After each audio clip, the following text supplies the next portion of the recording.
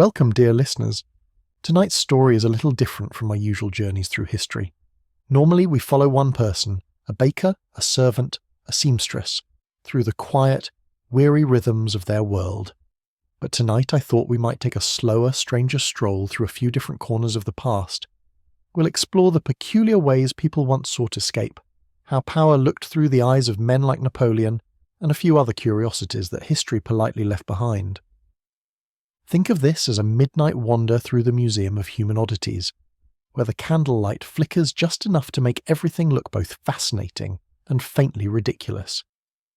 I wanted to try something new tonight, something with a few more twists, a few more surprises. If you end up enjoying this style of storytelling, the kind that drifts through different tales instead of just one, let me know in the comments. Your feedback truly helps me decide what worlds we'll drift through next. Now, settle in. Take a slow breath, and let's step back into a time when getting high meant something entirely herbal, entirely medieval, and occasionally entirely accidental. They didn't call it getting high, of course, not in the age of mud and miracle plays where everything was either divine or diseased, and sometimes both before breakfast. But people have always been curious about the edges of their minds, and even a peasant with a bad back and worse bread knew that the world felt a bit softer after a sip of the right brew. Back then, the world didn't come in bottles or paper packets. It came in roots pulled from damp soil, leaves crushed between thumb and forefinger, resins burned in a smoky corner, and the occasional mushroom that seemed to wink from the forest floor as if in invitation. And if that mushroom happened to make you see angels or your dead uncle's chicken coop floating above the thatched roof, well, who are you to question divine revelation? The village healer, never fully trusted but always needed, was the local expert on the art of feeling odd. She didn't have a license, just a basket full of dried herbs, the memory of which ones killed people, and a face that never gave much away. Some days she brewed teas to dull pain, others to ease childbirth, and sometimes to help her forget the sight of both. She'd grind poppy heads into a paste, mix it with honey, and tell her customers it would make the night shorter. She wasn't wrong. In the candlelight, her hut smelled of moss, smoke, and secrets. The walls were lined with jars whose contents would horrify a modern pharmacist and delight a medieval one. Bits of root that looked like tiny twisted limbs, crushed petals, powdered shells, and the occasional scorpion floating in oil for courage. Her regulars included half the village and one very curious monk who came for research. The monk naturally claimed divine purpose. He said the Lord's garden was vast and surely included a few plants for revelation. The abbot disagreed, but monasteries were full of contradictions. Vows of silence, except for gossip. Vows of poverty, except for fine wine. Vows of chastity, except for the imagination. In the quiet hours, while the others prayed or copied manuscripts, the monk would sneak to the garden and harvest nightshade or datura if he could find it. He'd grind it with wine and call the results the visioning draught. No one dared ask what he saw. They only noticed that, after drinking it, he stared at the wall for hours and occasionally declared the paint was breathing prayers. In fairness, it might have been. The line between faith and pharmacology was terribly thin in those days. People prayed for healing and received hallucinations. They asked for clarity and got visions that smelled faintly of vinegar and rosemary. Henbane was a particular favourite, though its taste could strip enamel and its side effects included everything short of levitation. But it was cheap. It was local, and it could make you forget that you lived in a century where the plague came by unannounced like a door-to-door salesman. There was comfort in that, a little oblivion to make the sermons bearable and the bread edible. Of course the upper classes had their own methods. Nobles didn't crouch in gardens like peasants. They had apothecaries who disguised intoxication as medicine. Laudanum, opium soaked in wine, was the polite way to drift through a dull banquet without realizing how long the lute solo had been going on. And if a lady complained of melancholy, her physician might suggest a powder made from Persian poppy or sleeping syrup, both guaranteed to make her forget her husband's infidelities and possibly her own name. For headaches there was willow bark, for sadness there was alcohol, for everything else there was prayer, which sometimes worked only because it took a very long time to finish. Medieval taverns were the great equalizers of the intoxicated. Within their smoky walls, saints and sinners became equally uncoordinated. The ale was weak by modern standards, but plentiful, brewed in barrels that doubled as confessionals by the end of the night. Mead, made from fermented honey, was the drink of choice for those who fancied themselves poetic. It inspired both romance and regret, sometimes within the same stanza. There were no hangover cures, only repentance and more mead. The tavern keeper's wife was often the secret alchemist of the establishment, adjusting recipes to keep customers cheerful but not dead. She knew that too much wormwood turned conversation into prophecy, and that a handful of nutmeg could send a man smiling into the arms of a hallucinated saint. Travelling apothecaries, half healers, half hustlers, sold powders and potions that promised both ecstasy and enlightenment. They arrived with rattling carts and alarming enthusiasm, proclaiming the benefits of the Eastern leaf, which may have been anything from tobacco to dried lettuce, depending on the merchant's morals and access to ports. They sold dream draughts, made of poppy resin and goose fat, and laughing salts that smelled suspiciously like whatever they had spilled last week. Their most popular product was monk's pepper, a berry that supposedly calmed lustful urges. It did not, but it made for excellent small talk. Not that everyone approved of such things. The church had opinions, most of them stern and occasionally aflame. They warned against unnatural delights, visions unsupervised by clergy, and any laughter not sanctioned by a saint. But enforcement was inconsistent, as many confessors had first-hand experience with herbal contemplations. After all, if the Virgin appeared to shepherds in the field, surely she could appear to Brother Thomas after 3 mugs of wormwood ale, and who could judge divine timing? One inquisitor famously condemned a woman for brewing devil's tea, only to confiscate her supply and die peacefully several months later, smiling in his sleep. The official record called it divine reconciliation. Others called it irony steeped in boiling water. At fairs and festivals, intoxication became a communal sport. There were contests of drinking, of singing, of who could stay upright longest during the Feast of Fools. In those moments, the boundaries between sacred and ridiculous dissolved. Pilgrims and pickpockets danced in the same mud. Alewives poured with one hand and crossed themselves with the other. Jesters made jokes about bishops that no sober man would dare repeat. Beneath the revelry was a strange unity. Everyone, for once, too inebriated to remember their place in the hierarchy. It was democracy through dizziness. Meanwhile, the medical profession, such as it was, continued its noble experiment in guessing. Physicians prescribed intoxication for nearly everything. Excessive thinking could be treated with opium, spirits of the womb, with strong wine, melancholia, with nearly anything that burned going down.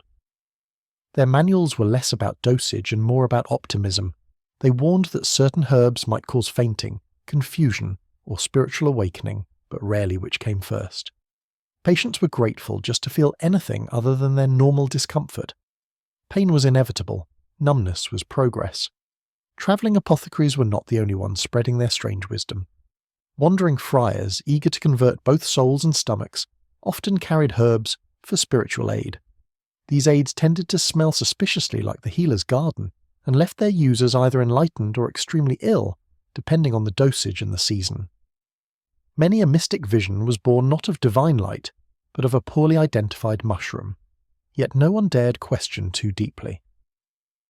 The line between saint and lunatic was porous, and the church kept its definitions conveniently flexible.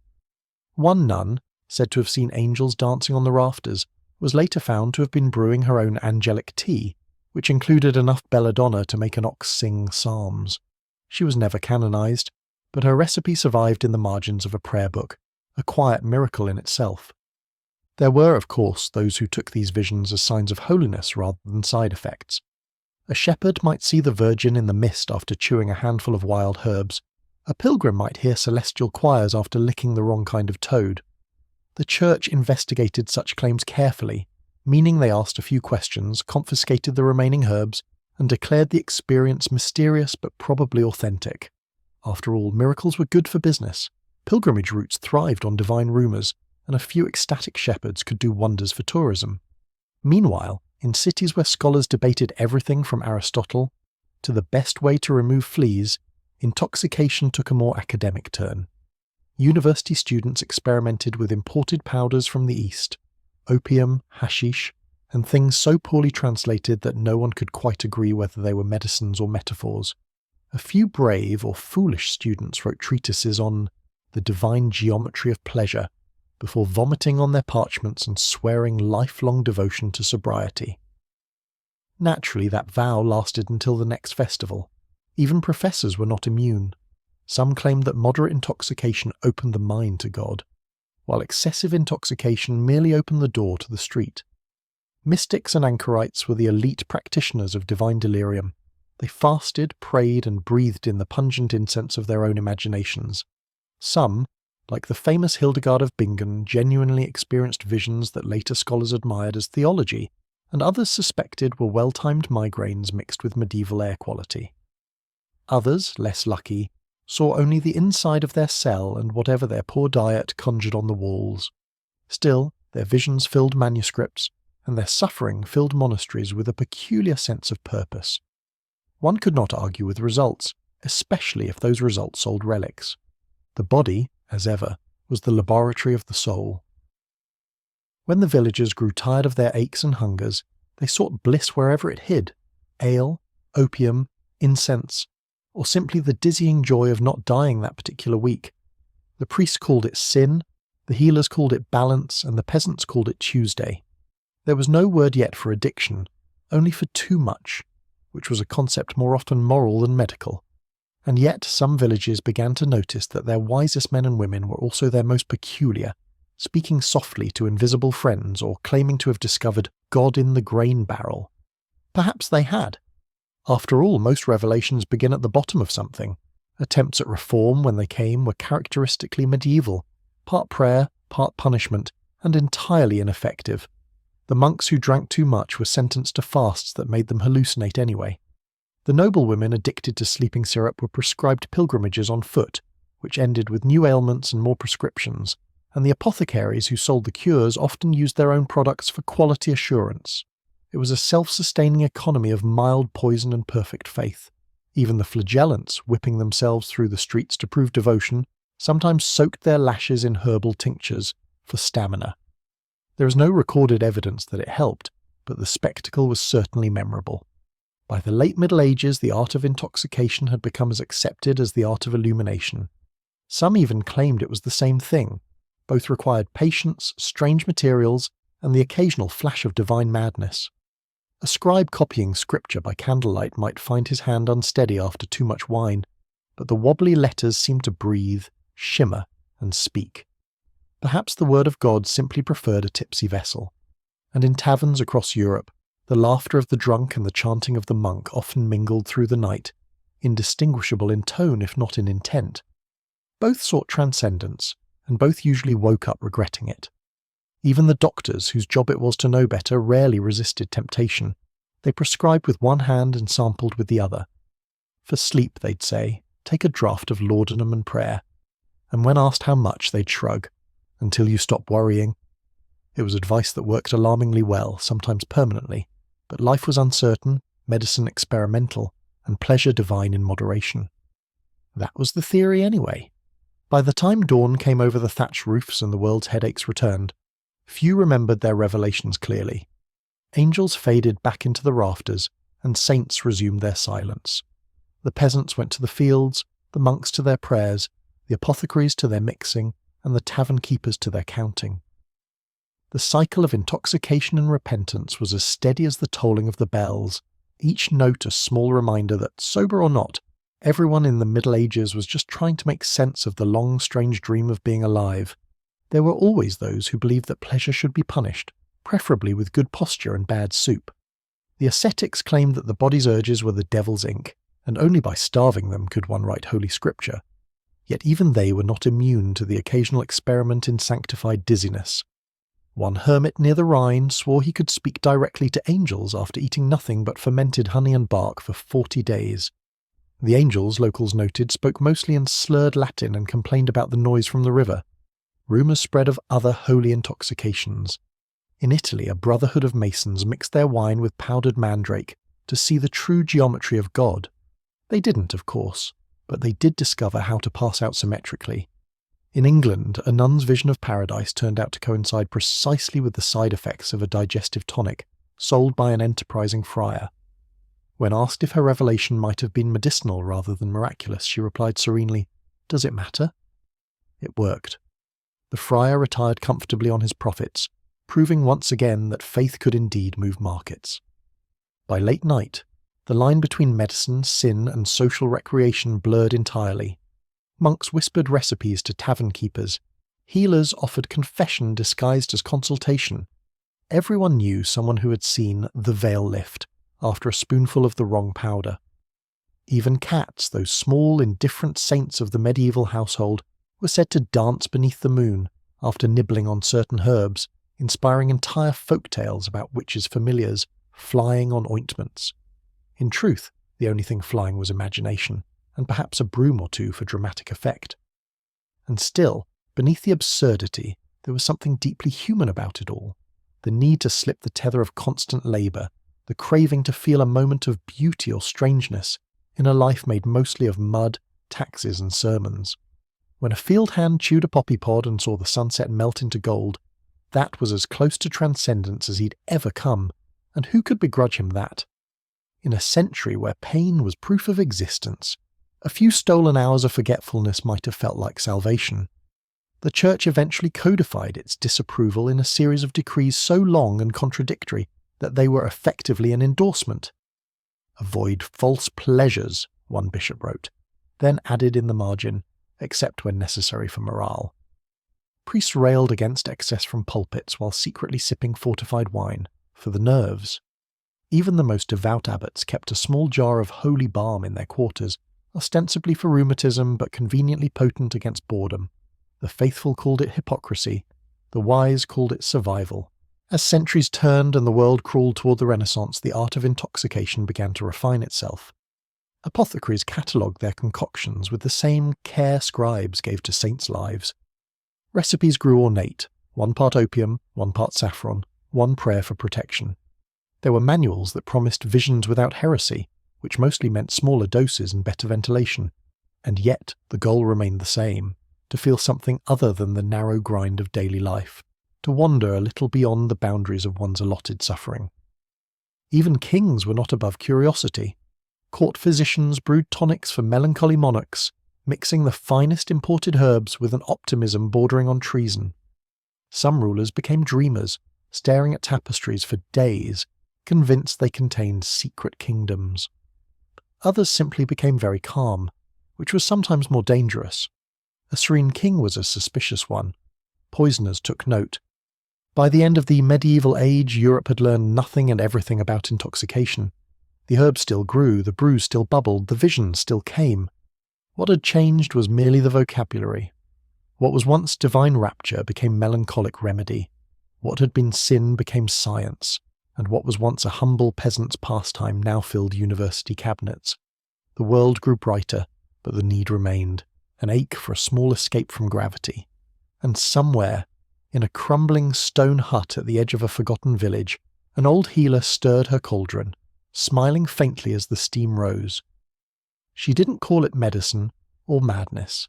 She just called it comfort. And when the night wind whispered through the herbs hanging from her rafters, they rustled softly, as if agreeing that humanity's greatest discovery had always been the simple, blissful act of feeling a little less awake. Morning always found them poorer, but rarely wiser. The peasant woke from dreams so vivid they clung to him like smoke, visions of golden cities, talking birds, dead relatives giving advice about cabbages. He'd sit on the edge of his straw bed, rubbing his temples and wondering if he'd glimpsed heaven or simply eaten too many questionable mushrooms. His wife, unimpressed, would tell him to fetch water before the well froze. Revelation could wait until after chores. For those who lived by the bottle or the pipe or whatever their century's equivalent happened to be, there was no word for hangover, only for God's correction. The morning after divine indulgence was penance enough. Heads rang like church bells, stomachs churned like cauldrons, and the light of day itself seemed to scold.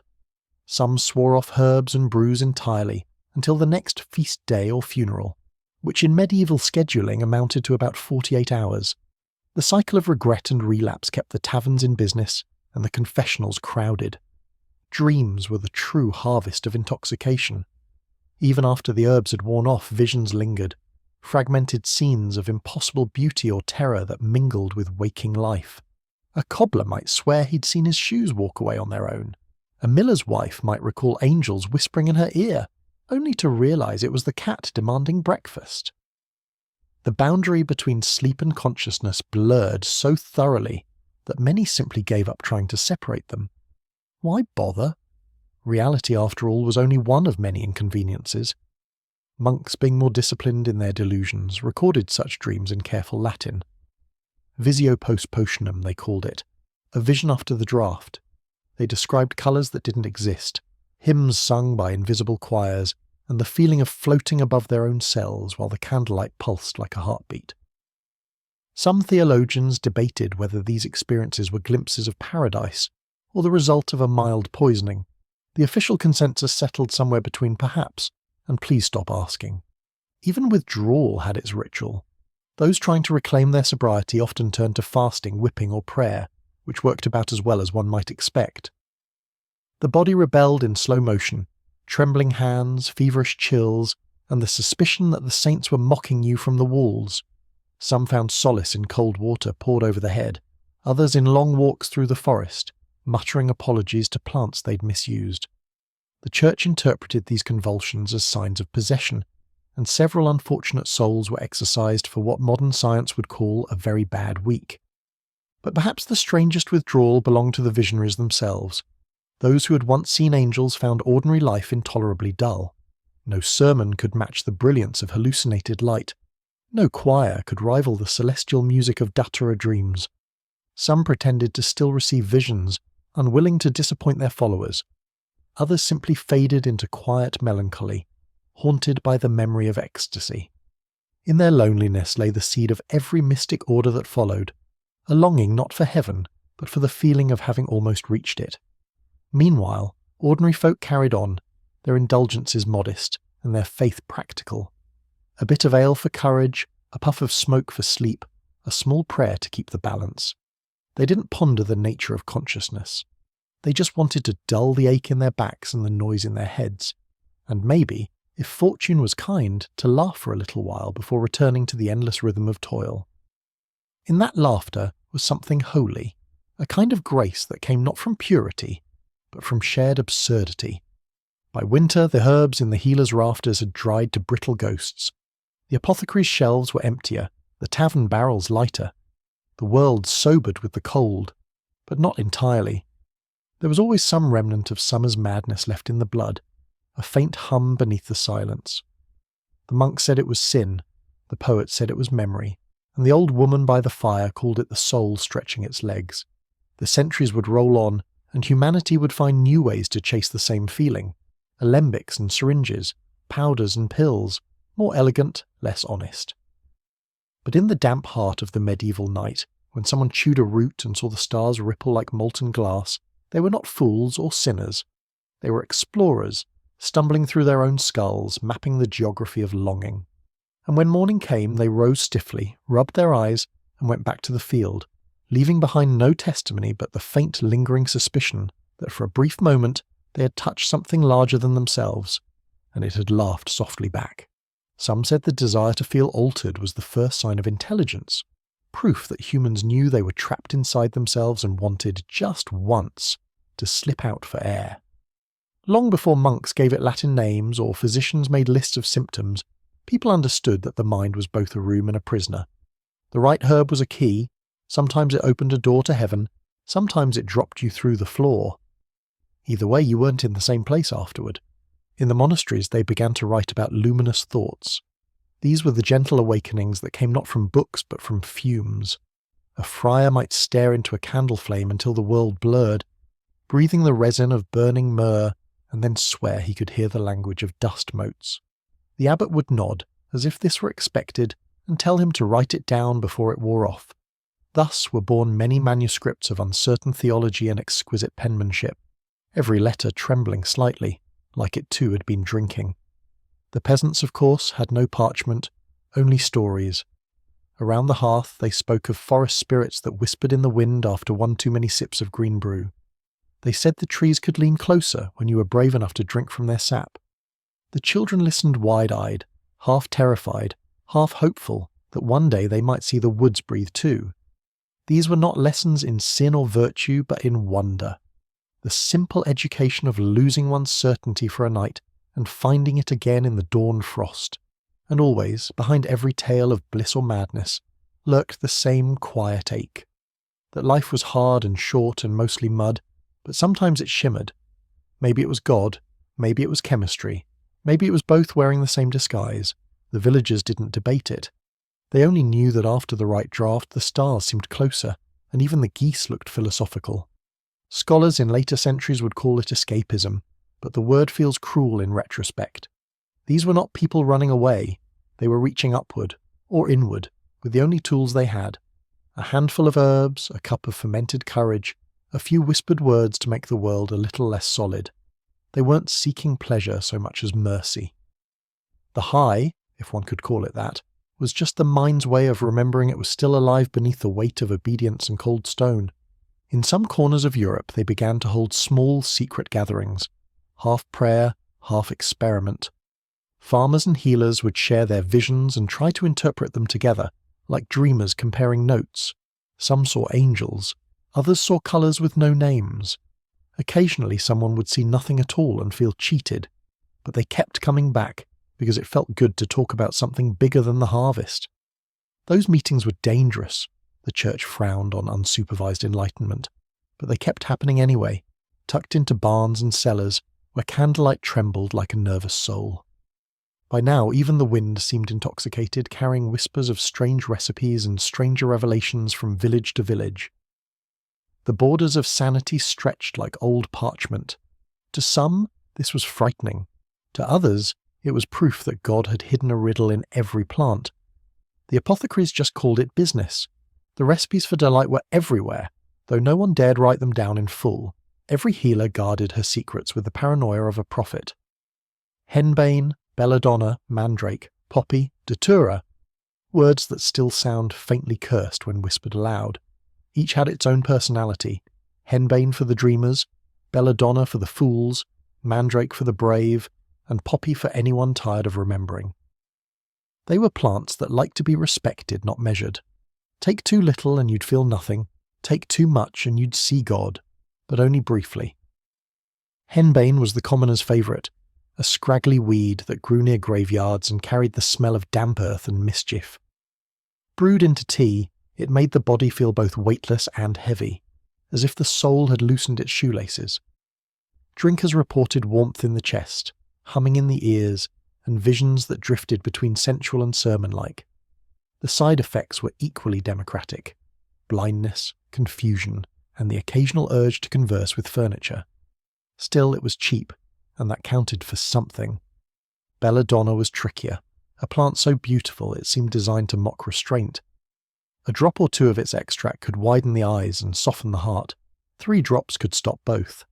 Used in ointments, it produced dreams that felt like epics. Entire lives lived in a night. Women sometimes used it to dilate their pupils for beauty, hence the name belladonna, the beautiful woman, though the results varied depending on whether you liked your beauty staring vacantly at the ceiling. Those who survived described floating through invisible cities, bathed in violet light, hearing the laughter of unseen courtiers. It sounded lovely, if you ignored the vomiting. Then there was mandrake, the medieval celebrity of the plant kingdom. Its roots grew in the shape of human limbs, and rumour had it that when you pulled one from the ground it screamed, a sound so terrible it could kill you outright. No one ever verified this because anyone who tried was conveniently dead. In truth, the scream was probably the wind in the grass, but fear was half the fun. Mandrake root was soaked in wine and drunk for courage, lust, or curiosity, often all 3. It brought on vivid hallucinations, sweating, euphoria, and the kind of dreams that made confession a logistical nightmare. Poppy, more dignified, was the scholar's companion. Ground into paste or soaked in spirits, it dulled pain and deepened thought. Philosophers adored it because it made them feel wise enough to question reality but too lazy to write anything down. Its cousin, the opium poppy, arrived from the east with traders and caused entire monasteries to adopt quiet contemplation as a spiritual practice. It also gave birth to some of the finest medieval poetry, though most of it rhymed unintentionally. Datura, devil's trumpet, was the wildest of them all. It didn't promise dreams, it delivered total departure. Those who used it often woke up 3 days later in a ditch, claiming they had flown to heaven or attended a banquet in hell. In one recorded case, a blacksmith insisted he'd spent the night forging halos for angels who paid him in riddles. His neighbours later found him naked, embracing an anvil and humming hymns. The church used his story in sermons for years, leaving out the part where he seemed happier afterward. The side effects of these delights were predictable: memory loss, trembling hands, inconvenient prophecy, and more often than not, sudden death. Yet still they brewed, chewed, smoked, and prayed over their little parcels of paradise. Some argued that it wasn't escapism at all, it was communion. The plants, they said, were messages from the earth, and the hallucinations were its replies. A few herbalists even treated poisoning as divine selection. If the Lord didn't want me to see angels, he'd have made me less curious. It was difficult to argue with that kind of faith. Alcohol, of course, remained the democratic drug, available in every tavern and monastery. Beer was thick enough to chew and safer than water, which often contained more relics than the church. Mead sweetened despair, and wine, when diluted with optimism, turned confession into cabaret. The poor drank to forget, the rich drank to philosophize about forgetting. Doctors prescribed alcohol for everything from childbirth to toothache, ensuring that the line between healing and happy hour stayed forever blurred. Even the air was intoxicating in its own way. In poorly ventilated huts, smoke from burning herbs mingled with incense and candle soot, until everyone inside began to feel slightly holy and somewhat ill. Fevers were misread as divine rapture, hallucinations as penance, nausea as enlightenment. When everyone's blood was half fungus and half faith, the difference between sinner and saint depended mostly on who had better lighting. And yet, despite the chaos, there was a kind of rough wisdom in their experiments. They didn't talk about neurotransmitters or addiction. They spoke of balance, humours, and the soul's temperature. When life grew too heavy, you cooled it with wine. When it felt too cold, you warmed it with herbs. No one thought they were escaping reality. They were adjusting it, seasoning it like stew. The danger, of course, was forgetting which spoon was which. For every story of bliss, there was another of slow unravelling. The herbs that opened heaven also frayed the mind. Villagers who once spoke clearly began to mutter about stars following them home. Some saw faces in walls that offered advice on planting turnips. Others found their own reflections too talkative. The healer would sigh, grind more herbs, and call it spiritual residue. There were no words for psychosis or withdrawal, only the notion that the soul had wandered off and might return if left alone with soup and silence. Henbane left people forgetful, prone to staring into space as if listening for music only they could hear. Belladonna made them beautiful corpses long before they died. Eyes wide, pupils black, veins like ink under the skin. Mandrake created a restlessness, a hunger for the dream even while awake. Those who survived its embrace often spent their days chasing the echo of that first vision, like lovers looking for the scent of a ghost. Poppy, meanwhile, was the gentle thief, slipping into lives quietly, offering relief, then stealing the years in exchange. Monks who swore oaths of purity ended their lives in opiate fogs, convinced they were conversing with angels when it was only the sound of their own breath. Communities adapted. They learned to make allowances for those who saw too much. The blacksmith who preached about talking iron was tolerated as long as he still fixed hinges. The widow who claimed to speak with saints was left food at her door, partly from pity, partly from fear she might be right. Madness became a kind of minor sainthood, useful, entertaining, and occasionally contagious. Every village had at least one visionary, kept just sober enough to be charming and just strange enough to be holy. In towns and monasteries, the results were more public. Some scholars, after long nights of poppy syrup and prayer, wrote treatises that made perfect sense only if read upside down. Painters saw halos in ordinary sunlight and began illuminating manuscripts with colours not found in nature. Acid greens, golds that glowed too bright to be mere pigment. Their art shimmered with the memory of hallucination, and the Church, uncertain whether to condemn or canonize it, did both. The more devout the painter, the more his saints seemed to sway slightly, as if painted by a trembling hand, or perhaps one remembering the way the world had danced during a vision. The physical aftermath was less poetic. Stomachs failed, teeth rotted, eyes clouded, and dreams turned rancid.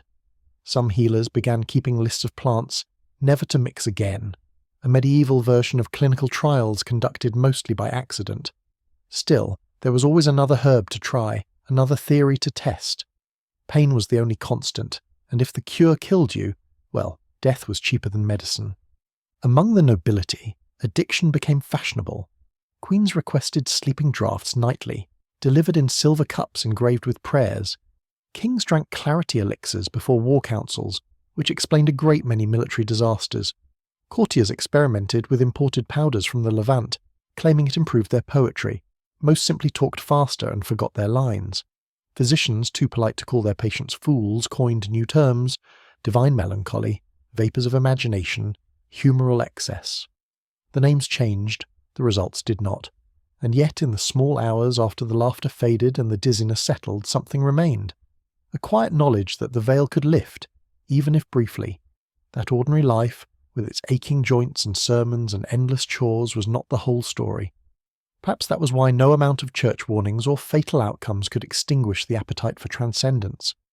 To live entirely sober in such a world was its own form of madness.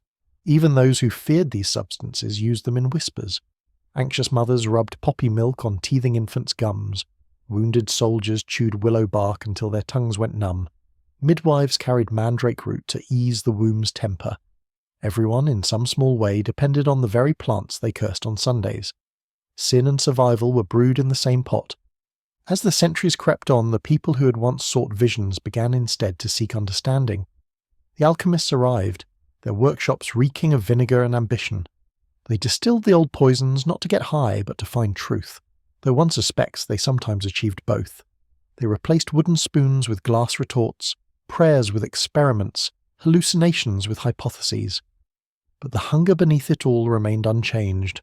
They still wanted the same thing the peasant with his mushroom or the nun with her belladonna tea had wanted: to touch the invisible, to slip through the keyhole of their own minds and peek at whatever waited behind. And so the story never really ended. The substances changed names, the bottles grew prettier, the effect stayed familiar. Humanity, ever curious, ever tired, still chases that same old shimmer. The soft hum that says just for a moment the world might be larger than it appears, and your place in it lighter than the weight you've been carrying. By the time the bells tolled into a new century, the world had changed its clothes but not its cravings. Kings became emperors, plagues gave way to progress, and yet every village still had its secret garden, every mind its quiet doorway. The healers grew old, the apothecaries richer, and the monks learned to call their intoxication by gentler names: reverie, reflection, revelation. But the yearning remained. Those old medieval highs had never truly been about escape. They were about reminder. To drink, to smoke, to chew, to pray, to feel the edges of reality blur, was to remember that one was alive inside the mud, that even the dullest day contained some flicker of wonder. The villagers didn't have science or therapy or even clean water, but they had that trembling awareness that the world, for all its pain, could still be strange and shimmering, and that was enough. The plants themselves, those faithful conspirators, went on growing, belladonna still winking in the hedgerows, poppies still nodding in red fields where no one remembered why. The wind carried their scent through the centuries, a faint, earthy perfume of curiosity and consequence. And if, in the modern age, a scholar were to walk those same paths and brush against those same leaves, perhaps he too would feel that ancient invitation, the one whispered to every generation since the first herb was crushed between desperate fingers: come closer, the world is wider than you think. Somewhere in imagination or memory the healer still stirs her pot by firelight, the monk still sips his forbidden draught, the peasant still sees angels in the smoke, and the tavern still echoes with laughter that sounds suspiciously like prayer. Their eyes are half closed, their world half real, their joy both dangerous and divine. And as the candle gutters and the night breathes out its final sigh, you can almost hear the hum that joined them all, a low human note of longing, carried softly through the centuries, still rising, still falling, still searching for the edge of the dream. Cleanliness in the Middle Ages was not a matter of soap so much as of strategy. The people didn't so much wash as negotiate with filth. Water, they believed, was both cure and curse. It could heal wounds and spread them, purify souls and drown them in pneumonia. So the average medieval citizen approached bathing like diplomacy, rarely, cautiously, and with a certain grim hope that the other side would blink first. Soap, where it existed, was a privilege, a mixture of rendered animal fat, wood ash, and optimism.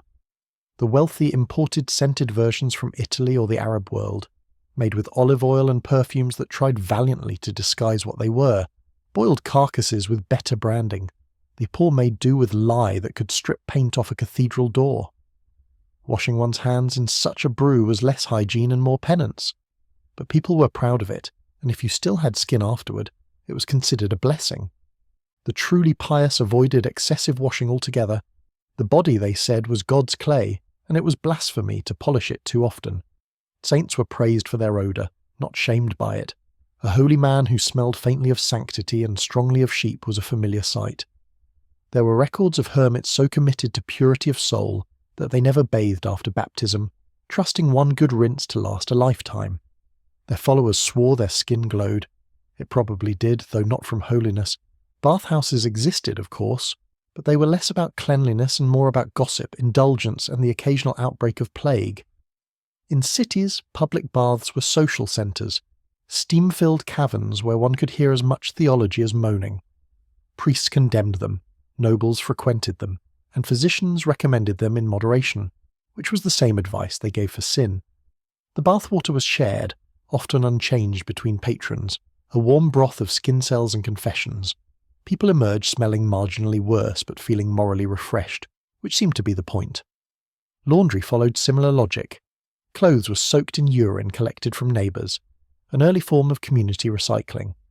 The ammonia cut through grease better than any soap, though it left behind an aroma that ensured social distancing centuries before the term was invented. Tanneries and washhouses competed for the title of worst neighbourhood smell, a contest so fierce that city councils eventually banned both from within the walls.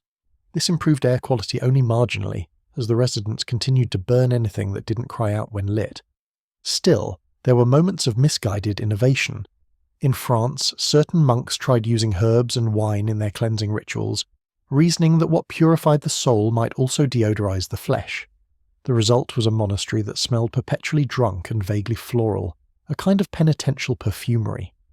In England, nobles bathed before major feasts, not for hygiene but for show, emerging from tubs scented with rosemary and vinegar like roasted poultry in reverse.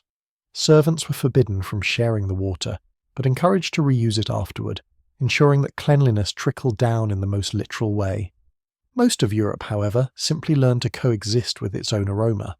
The human nose adapted as noses do. People claim to love the earthiness of their friends, which is medieval for "you smell like God intended." To wash too often was suspicious. Who were you trying to impress? The devil was said to prefer the scent of lilies, and so smelling faintly of barnyard was practically a safeguard for the soul. The irony, of course, is that medieval people weren't as filthy as later centuries imagined. They did wash their hands and faces, though usually in cold water and without soap. They combed their hair, scraped their nails, changed their linen more often than one might expect. Cleanliness was relative. One might bathe twice a year and still be considered fastidious. Dirt, like sin, was managed, not eradicated. What they lacked in lather they made up for in ritual. A basin of water before a meal symbolized humility. A foot washing on Holy Thursday demonstrated devotion. The act of cleansing had spiritual weight, even if the body remained defiantly unchanged. In that sense, soap was never really about hygiene. It was about hope, the small, slippery belief that one could rinse away the stench of existence and start again. And when the candle burned low in a chamber thick with unwashed humanity, and the world outside smelled of sweat, smoke, and sanctity, perhaps no one noticed any more. They had grown used to the scent of themselves, the perfume of survival. And maybe, if one could bottle it, it would smell like history itself, equal parts toil, faith, and the faint, eternal longing to feel clean, even if just for a moment, in a world that never quite was. Soap-making, when it happened at all, was more sorcery than science. The recipe read like a curse whispered through smoke. Take ashes from the hearth, stir them into water until it bites the skin, then melt in animal fat from whatever beast you had most recently regretted eating. If it frothed, it was working. If it smoked, it was holy. If it exploded, you had angered God. The result was a lumpy grey substance that burned your hands, stripped the colour from your clothes, and left behind the faint smell of regret. Only the wealthy could afford the kind made with olive oil or imported perfumes. The rest of Europe simply smelled of ambition gone wrong. The process was laborious and dangerous. The lye, born from ashes, could corrode wood and patience alike. Soap boilers often worked outdoors to avoid losing their eyesight or their roofs. And yet there was a certain pride in the craft. Housewives passed down their recipes like heirlooms, 1 part pig, 2 parts prayer. The good batches were kept for festivals, the bad ones were used to scrub floors or frighten children into obedience. But bathing was a different affair. The medieval world distrusted too much water on the skin. Physicians warned that hot baths opened the pores, allowing disease to sneak in like a thief. To soak too long was to invite death by cleanliness. The Black Death confirmed every superstition. As plague swept through towns, doctors advised people to keep their pores tightly sealed by avoiding washing altogether.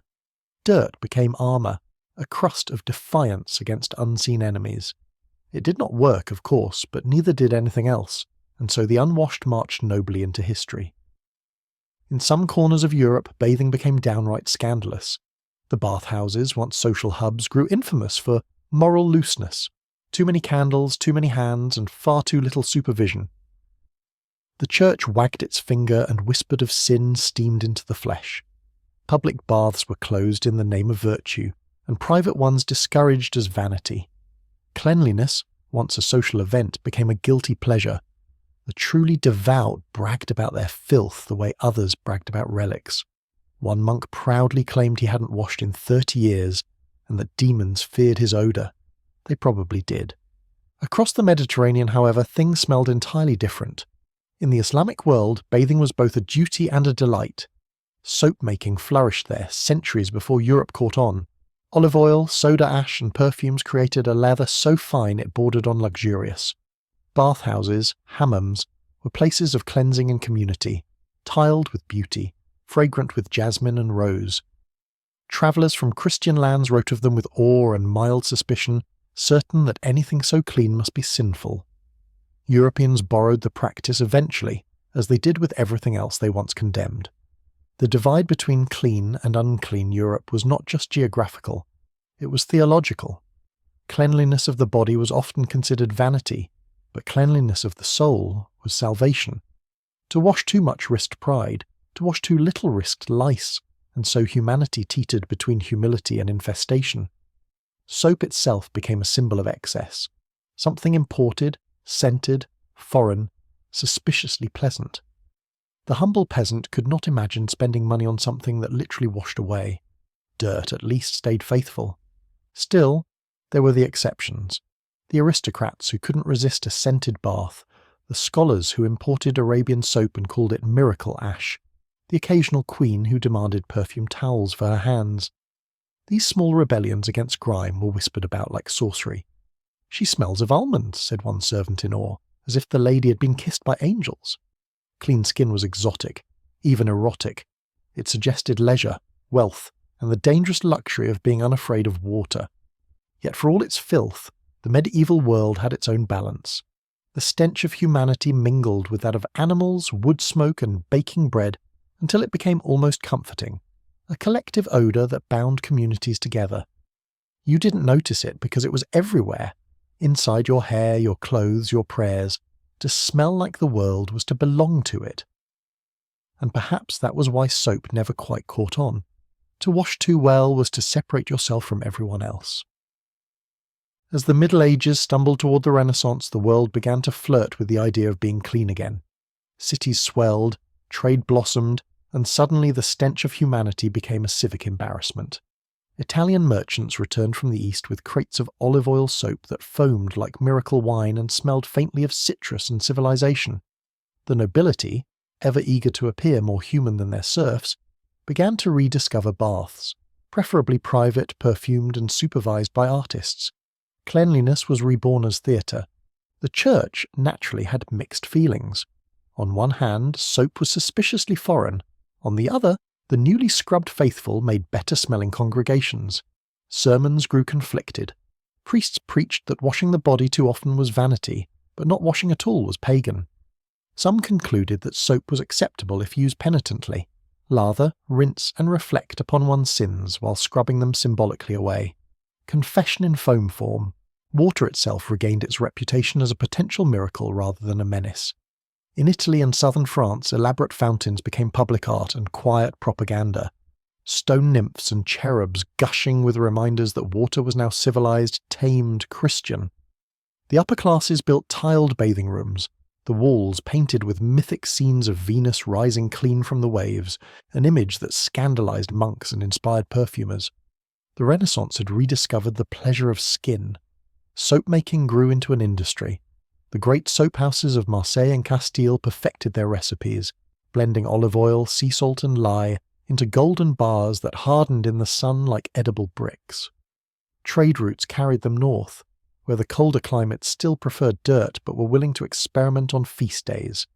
A good bar of Castile soap became a status symbol, displayed in households as proof of refinement, often too expensive to actually use. People showed them off like relics. Some even wrapped them in ribbons and wrote poems to their purity. Of course, the poor remained gloriously unwashed. In the crowded streets of London, Paris and Bruges, cleanliness was as unattainable as silence. Bathhouses returned in secret, half medical, half brothel, places where sin and soap shared a towel. Physicians prescribed bathing for health of spirits, while moralists warned it inflamed them. The result was an era that smelled alternately of rose oil and sewer gas, depending on one's income and appetite. By the 16th century, bathing had once again become fashionable, then dangerous, then fashionable again, like lace or religion. In France, Catherine de Medici's court made perfume an art form, clouding its filth in a mist of musk and myrrh. Courtiers bathed rarely but sprayed often, creating an olfactory illusion of virtue. It was said that a well-perfumed noble could stand inches from a corpse and be mistaken for a saint. The peasants, unperfumed but honest, simply buried the corpse and got on with it. Cleanliness began to divide people not just by class but by philosophy. The scholars in their candlelit studies praised the purity of thought over the purity of skin. The merchants embraced soap as a symbol of progress. The devout whispered that too much bathing softened the will and tempted the flesh. And yet, the idea of washing began to creep into sermons as metaphor, the soul as a stained garment, the heart as something that could, with effort, be rinsed. Somewhere between the theologians and the traders, soap became salvation's apprentice.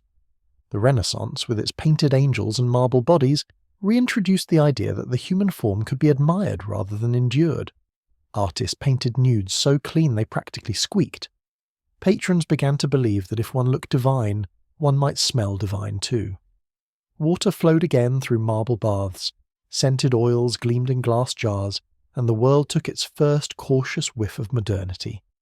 Yet beneath the perfumes and progress lay the same old truth. No matter how much they scrubbed, humanity could never quite wash away itself.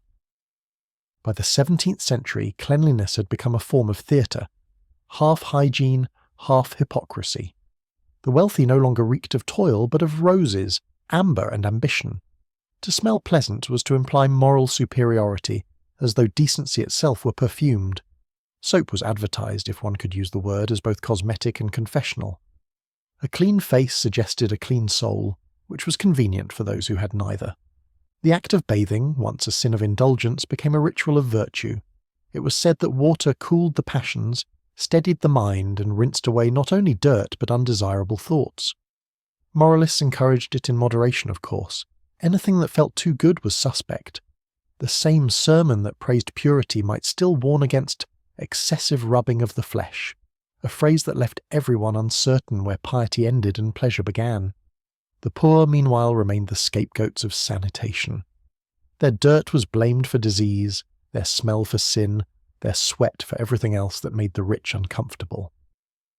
When epidemics came, they were accused of spreading miasmas, the invisible vapours of decay, while the nobles locked themselves in lavender-scented chambers that recycled the same air until the air itself grew resentful. Cleanliness, it turned out, was not protection so much as performance.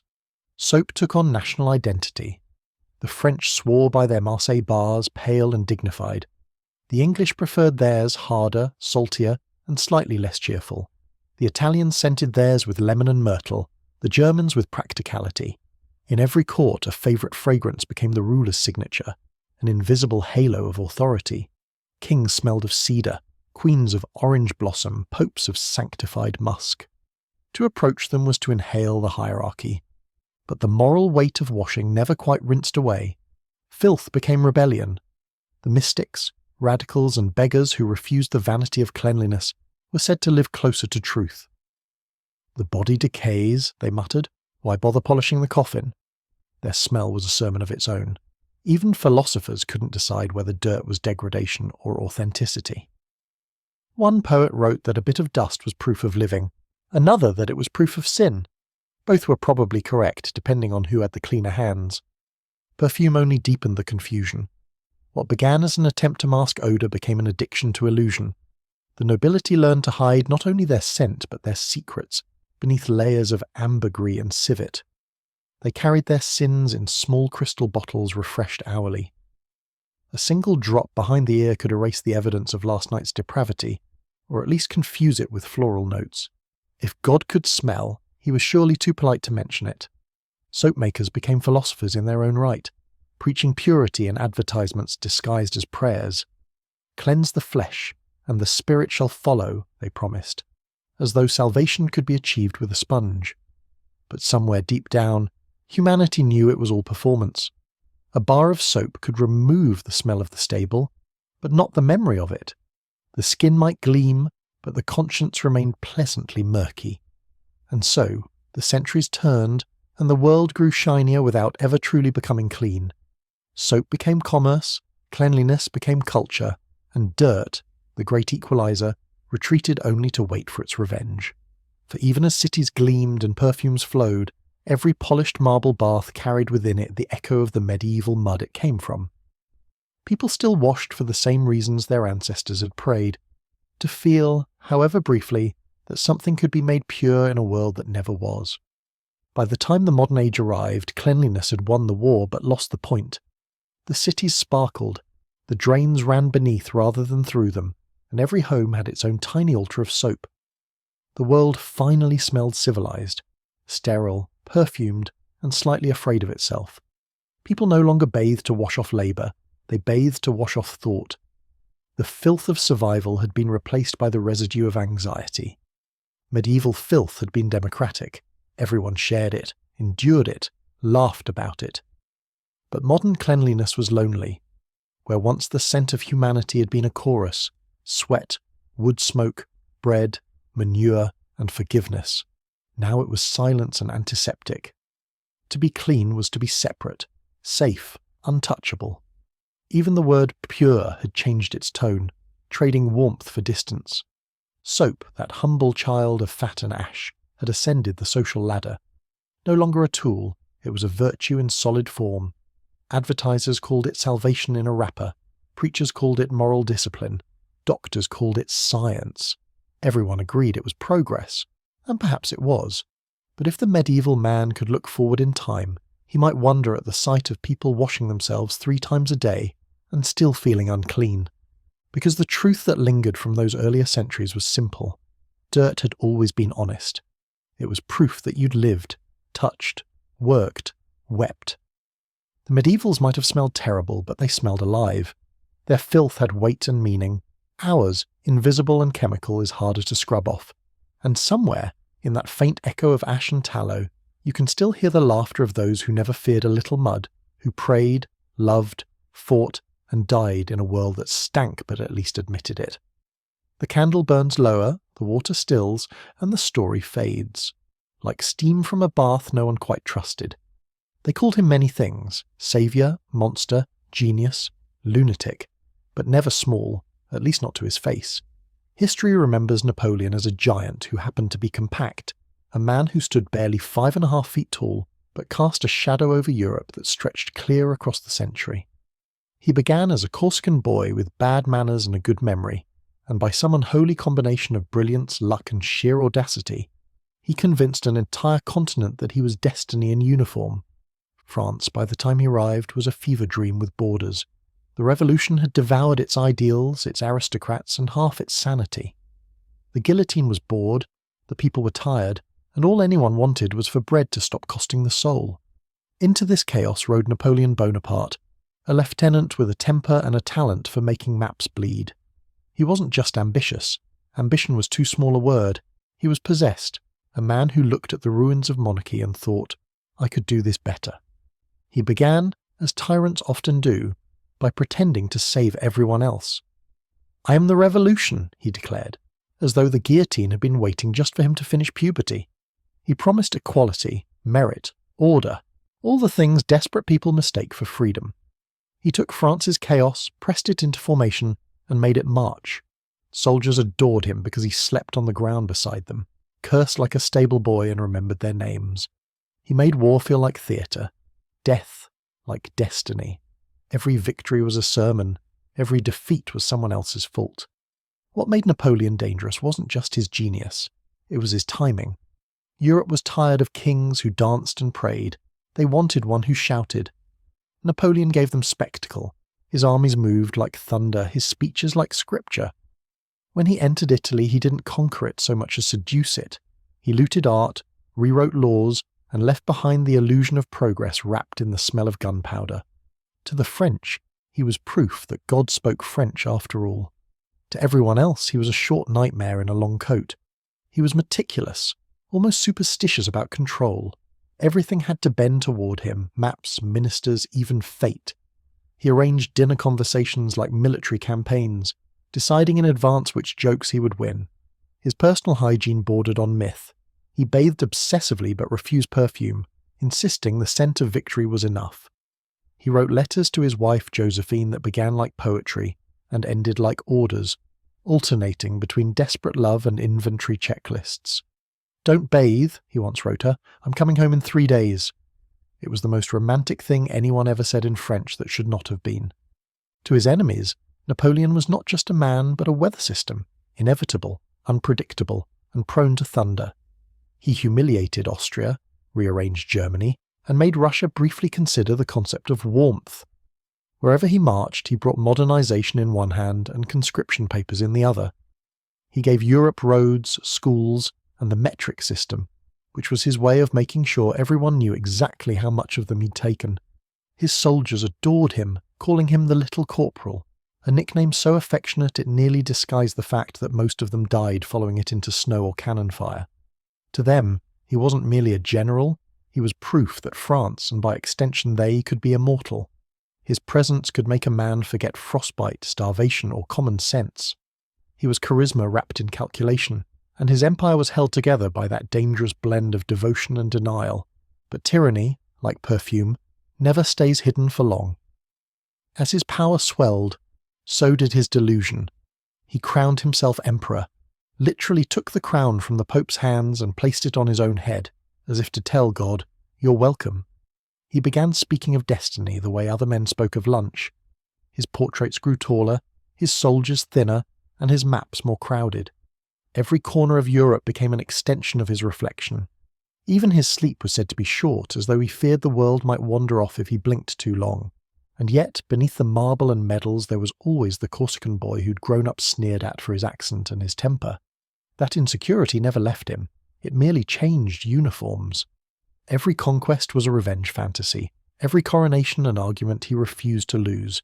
He couldn't just win. He had to prove the universe wrong. And for a while, impossibly, he did. But power, like soap, has a way of dissolving the hands that hold it. Napoleon's empire expanded until it touched everything but sense. He invaded Spain, then Russia, then logic itself. Each campaign bled him thinner. His men froze, starved, deserted. His allies smiled too widely. The continent he had bent toward his will began to spring back like a bowstring, and still he marched, convinced that retreat was a rumour invented by cowards. By the time he set his sights on Russia, Napoleon was less a general than a gambler who'd already bet the house and was now reaching for the neighbours.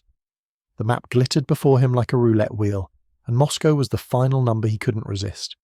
His advisers whispered of logistics, of snow, of distance, of common sense, minor inconveniences to a man who'd mistaken luck for destiny. He called it a campaign. History calls it a slow-motion funeral. He marched east with 500,000 men, and the conviction that God himself would clear the roads.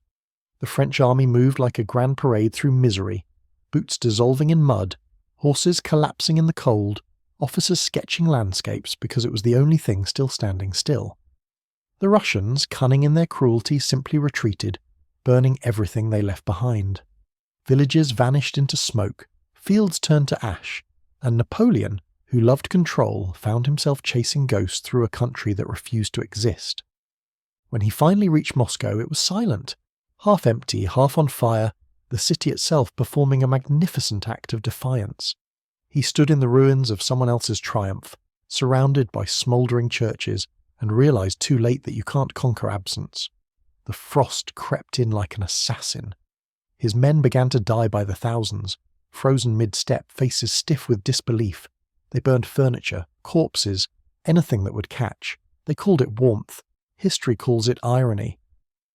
Napoleon, ever the dramatist, refused to admit defeat. He called the retreat a strategic repositioning, a phrase that has since become the universal language of failure. They marched back through a landscape of whiteness so vast it seemed to erase them as they moved. The emperor rode in silence, wrapped in furs, watching his invincibility peel away layer by layer like frostbitten skin. The Grande Armée, once the pride of Europe, became a procession of ghosts staggering home, each step a small confession. When he finally returned to France, thinner, greyer, and still incapable of humility, the people cheered anyway. They always did. Tyrants never truly fall until their audiences stop applauding, and France, poor romantic France, still loved the man who made their misery sound like music. They saw not the wreckage, but the silhouette. The little man with the big hat who once made them feel like giants. He smiled, half grateful, half terrified, and prepared to do it all again. His exile to Elba was supposed to be the end. An emperor reduced to an island, a god confined to a pebble in the sea. But Napoleon was incapable of endings. He treated exile like a vacation, reorganizing the local government, inspecting roads, giving speeches to goats. He was restless, burning with the terrible energy of a man who still believed the world was a stage waiting for him to reappear in Act II. And, predictably, he did. In 1815, he escaped Elba with a handful of followers and a smile wide enough to sink kingdoms. He landed in France and marched toward Paris, each mile a resurrection. Soldiers sent to arrest him instead joined him, sobbing with devotion, as if history itself had returned to collect its debt. The king fled, the throne sighed, and Napoleon, laughing like a man who just cheated death, took back his empire as easily as slipping into an old uniform. It was magnificent, foolish, and utterly French. But the dream was already hollow. Europe had learned its lesson, and this time the applause did not echo quite as loud. At Waterloo, beneath a sky heavy with rain and irony, Napoleon finally met the one opponent he couldn't outthink, his own myth. His army fought bravely, then badly, then not at all. Cannons misfired, mud-swallowed horses, and strategy dissolved into panic. The great man who had once commanded continents now shouted at clouds. His last words to the battlefield were not orders but disbelief. They sent him to St. Helena, remote, windswept, and too far from anywhere to escape again. There, the conqueror of Europe was reduced to a man in a small room, pacing circles around his own legend. He dictated memoirs, rewrote history in his favour, and watched the sea for signs that the world might still remember him. Sometimes he raged, sometimes he wept, but mostly he bored his captors. Even greatness, it turns out, can become tedious when it has no one left to applaud it. In the end, Napoleon died the way all tyrants do, surrounded by the echo of his own voice. He left behind a continent rearranged, a trail of graves, and a myth so grand it managed to outlive its own reason. People still argue whether he was a genius or a monster, as though the two have ever been mutually exclusive. Perhaps he was just the most human of them all, a man who mistook ambition for purpose, victory for virtue, and noise for meaning. And yet, somewhere in that noise, in the thundering footsteps of his armies, and the hollow silence that followed, you can still hear the heartbeat of an age that wanted gods, but settled for men in uniforms. Napoleon gave them that illusion, order, destiny, grandeur, then proved spectacularly how little any of it mattered once the snow fell. Death for most men is a period. For Napoleon, it was merely an ellipsis. Even as his body cooled on that rock in the South Atlantic, Europe was already rehearsing its arguments about him. The British congratulated themselves on ridding the world of tyranny, conveniently forgetting their empire was doing an impressive impression of one.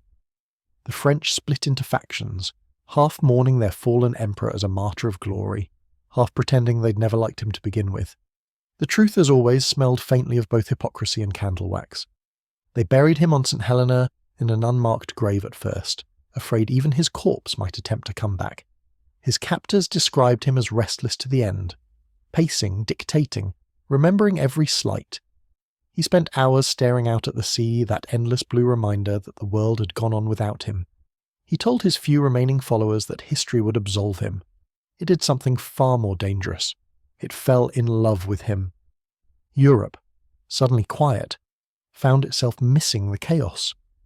Kings returned to their thrones, the old order creaked back into place, and life resumed its tedious rhythm of protocol and boredom. People who had once cursed Napoleon now whispered his name like a spell. The newspapers printed his exploits in serialized nostalgia. Poets called him tragic. Artists painted him gazing nobly into eternity, as though mass conscription had been a form of charity. Tyranny had never looked so romantic. The world, it seemed, could not resist a good villain, especially one who looked so good in uniform. Even his enemies began quoting him, borrowing his words like contraband philosophy. Generals studied his tactics. Politicians envied his audacity. He became the blueprint for every man who wanted to look powerful without the inconvenience of reflection. Monarchs who had denounced him now built monuments to him, because nothing says forgiveness like architecture. His bones didn't stay quiet for long. 2 decades after his death, France demanded him back. The British, perhaps tired of being haunted, obliged. In 1840, they exhumed his body, still remarkably intact, preserved by vanity and climate, and sent it home like a relic. The procession through Paris was unlike anything the city had seen since the Revolution. Old veterans wept, women fainted, children saluted the coffin as though it might wink. The air smelled of rain, incense, and self-deception.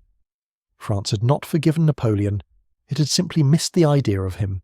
They entombed him in a sarcophagus of red quartzite beneath the golden dome of Les Invalides, where his ghost could look down eternally on the soldiers he had inspired and destroyed in equal measure. Visitors still file past, whispering in awe, as though expecting him to rise and ask for another map. The silence there feels heavy, not with grief, but with contradiction. It's the hush of people who can't decide whether they're paying respects to a man or to their own fascination with power, and power was always his real legacy. Not the kind that builds, but the kind that seduces. He had proved that a single will could remake a continent, if only temporarily, and that was enough to keep dreamers and despots alike awake for centuries. Every tyrant since has borrowed something from him. The rhetoric, the posture, the certainty that the world prefers confidence to conscience. His name became shorthand for the dangerous glamour of control. In time, historians would write him into paradox. The modernizer who destroyed, the liberator who enslaved, the genius who ruined himself. But the people remembered something simpler, the thrill of belonging to a story so large it made their lives feel less small. That was Napoleon's greatest conquest, not land, but imagination. He gave mediocrity a uniform and despair a drumbeat. Even in failure, he made grandeur contagious. He haunts not as a ghost in chains, but as an idea, one that refuses to die, because it flatters the living. The notion that one man, through sheer force of will, can bend the world to shape. Every generation rediscovers him, dresses him up anew, and calls him necessary. The truth, as his enemies knew too late, is that Napoleon was not born of greatness, he was born of exhaustion. The tired world wanted a master, and he obliged. Even after his body was sealed in marble and myth, Europe couldn't stop using Napoleon as a mirror. Every nation saw in him what it most wanted to believe about itself: genius, endurance, the tragic flaw of ambition. Britain made him a cautionary tale about overreach. France made him a bedtime story about glory. Russia made him weather.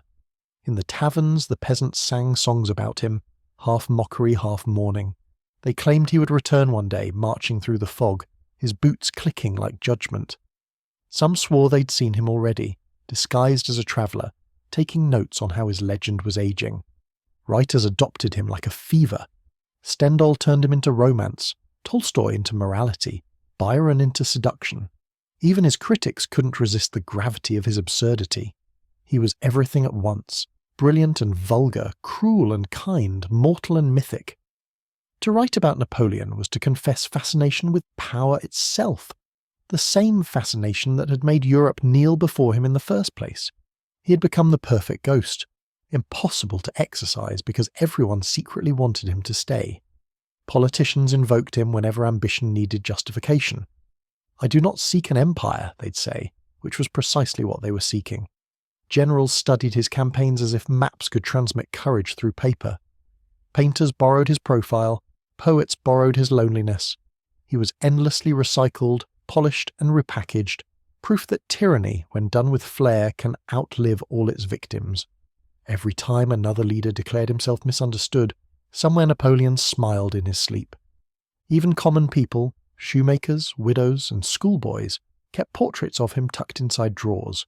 He was not just history, he was hope, distilled and dangerously drinkable.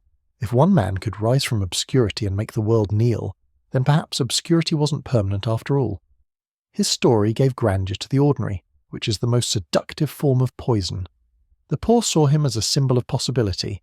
The powerful saw him as a warning that possibility is contagious.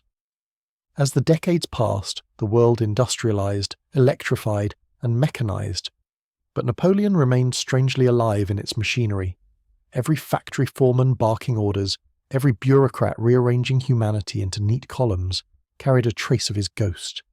He had shown that efficiency could be divine, that control could masquerade as progress. His descendants no longer wore uniforms, they wore suits and spoke of productivity. The empire had merely changed paperwork. The 20th century, with its dictators and dreamers, borrowed him wholesale. Mussolini practiced his gestures. Hitler borrowed his delusion. Even the democracies in quieter ways admired him, the way he organized chaos, the way he made nationalism sound like poetry. His image appeared on stamps, statues, and souvenir mugs. The little corporal who once drew Europe in blood became an emblem of authority itself. In a way, he won after all. His spirit colonized the idea of leadership. But perhaps the strangest thing about Napoleon's afterlife is how intimate it remains. He is not remembered as a monster in the abstract, but as a man who felt familiar, a man who wanted too much, loved too badly, and could not stop trying to outshout his own mortality. That is what makes him haunting.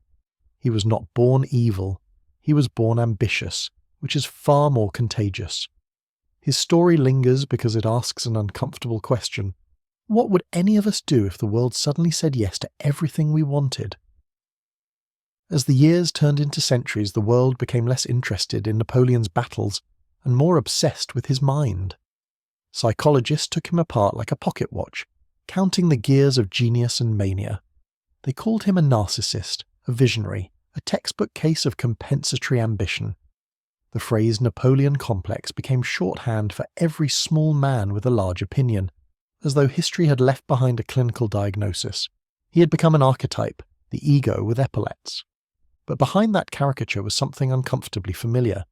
He was not driven by ideology, not truly by cruelty, but by an unbearable need to matter. He could not stand the idea of the world continuing without him. Every order he gave, every statue he commissioned, was a negotiation with oblivion. Even his enemies recognized it. He seeks immortality, one diplomat wrote, as though death were merely a rumour he could disprove. Modern historians debate whether his ambition was pathological or simply French. Some say he believed in the Enlightenment, in progress and equality. Others say he merely believed in himself. Both are true, which is why his story still fits every age. In him, the line between genius and justification disappeared. He was what happens when a man mistakes movement for meaning, victory for virtue, applause for affection. The irony is that Napoleon, the ultimate symbol of control, spent his life enslaved to the need for it. Every success demanded another. Every triumph turned hollow the moment it was achieved. He conquered half of Europe and yet could not conquer the silence that followed applause. His letters reveal a loneliness so vast it could swallow an empire. He wrote of glory like a lover who never stayed the night. People today still argue about whether he was evil or necessary, as though history requires either. But perhaps the more uncomfortable truth is that he was inevitable. The world that birthed him, hungry, chaotic, desperate for order, was the same world that births every self-declared saviour. He was the symptom, not the disease. Europe wanted a man to believe in, and he happened to be available. The fascination endures because he was not simply cruel, he was comprehensible. His greed looked suspiciously like our own, magnified. His vanity was a mirror polished to blinding perfection. In a way, every empire since has been an echo of that same impulse, the desire to leave a mark deep enough that even the dirt remembers. Humanity, after all, shares his condition. We cannot stand being ordinary. Even now tourists stand at his tomb, staring down at that colossal red sarcophagus, and whisper their opinions as though he might overhear. Some feel awe, others disgust, most a strange combination of both. He is too grand to pity and too human to hate entirely. The marble gleams, the air smells faintly of wax and myth. In that silence, you can almost hear the faintest rustle, the sound of history still trying to make up its mind. In the end, Napoleon achieved what every tyrant secretly wants, and every historian secretly fears: immortality without accountability. He became less a man than a parable, proof that ambition, when fed too well, devours its own keeper. The world kept his name polished, not because it forgave him, but because it needed him. Every generation needs a symbol of grandeur to admire and to warn against. A monument to the idea that one human being might be both miracle and mistake at once. He lies now beneath the golden dome of Paris, sleeping among the soldiers he once called children, and the ghosts he made in their image. The city hums above him, oblivious and ungrateful, as all cities eventually are. But sometimes, when the wind passes through the streets in that peculiar way that sounds almost like marching, you could swear the old general is listening, still counting, still planning, still waiting for history to salute him one last time. They didn't eat badly in the Middle Ages, they ate bravely. Cuisine, as we think of it, did not yet exist. What existed was survival, occasionally seasoned with imagination. The modern stomach would have revolted at most medieval tables, but the medieval stomach, to its credit, was made of sterner stuff. Bread was the foundation of everything, hard enough to chip a tooth and dense enough to double as a weapon. They called it manchet or trencher, depending on class, but it all tasted vaguely of smoke, grain and resignation. The average peasant's meal was simple: bread, ale, maybe a thin stew of whatever had not died of natural causes yet. Meat was a luxury, and vegetables a punishment. The wealthy dined on beasts no one today would invite to dinner: swans, peacocks, even porpoises, presented on platters as if their humiliation were part of the flavour. Nothing said power quite like eating something that sang better than you. Salt was treasure, sugar was medicine, and spices were proof that you had friends who'd survived the journey from somewhere warmer. Pepper, cinnamon, and cloves arrived from Asia like divine relics, sold by merchants who measured their worth in human lives. The nobles sprinkled them on everything, not to improve taste so much as to flaunt immortality. Food, like faith, was spectacle. The poor prayed over their porridge, the rich prayed over their indigestion. Freshness was a myth. Preservation meant burying, salting, smoking, or lying about when it was caught. Fish often arrived at table looking devoutly resigned, and the more ambitious cooks covered the evidence with sauces so strong they could have stripped paint. A well-made medieval gravy could disguise the entire Middle Ages. Diners smiled, swallowed, and hoped divine providence included stomach lining. And yet, for all its absurdities, there was a strange beauty in the medieval appetite. Meals were loud, communal, unashamed. People tore bread with their hands, drank from shared cups, laughed with open mouths. They didn't count calories or judge themselves in reflections. They didn't have mirrors bright enough for that. To eat was not a private ritual, but an act of defiance against hunger, winter, and the general unfairness of being born. Feasting was, above all, performance. The nobility didn't dine, they orchestrated edible theatre.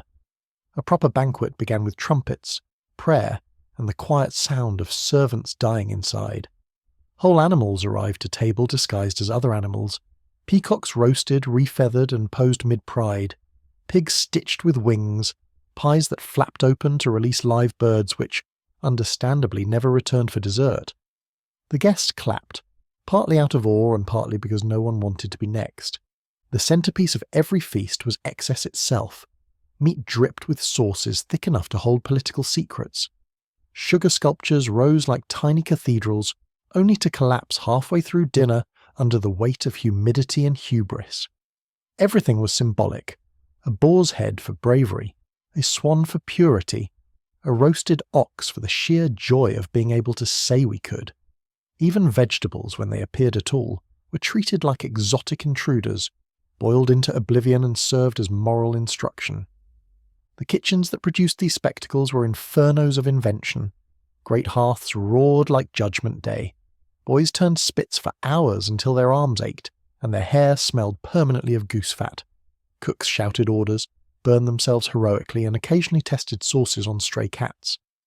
Recipes existed mostly as rumours, a pinch of salt, a good handful, until it smells right. Measuring spoons were for poets. Every dish was an experiment, and every experiment came with witnesses.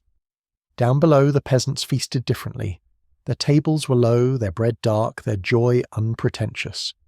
Meals consisted of pottage, a stew of barley, beans, cabbage, and anything edible that hadn't fled. Salt pork if they were lucky, dried fish if they weren't.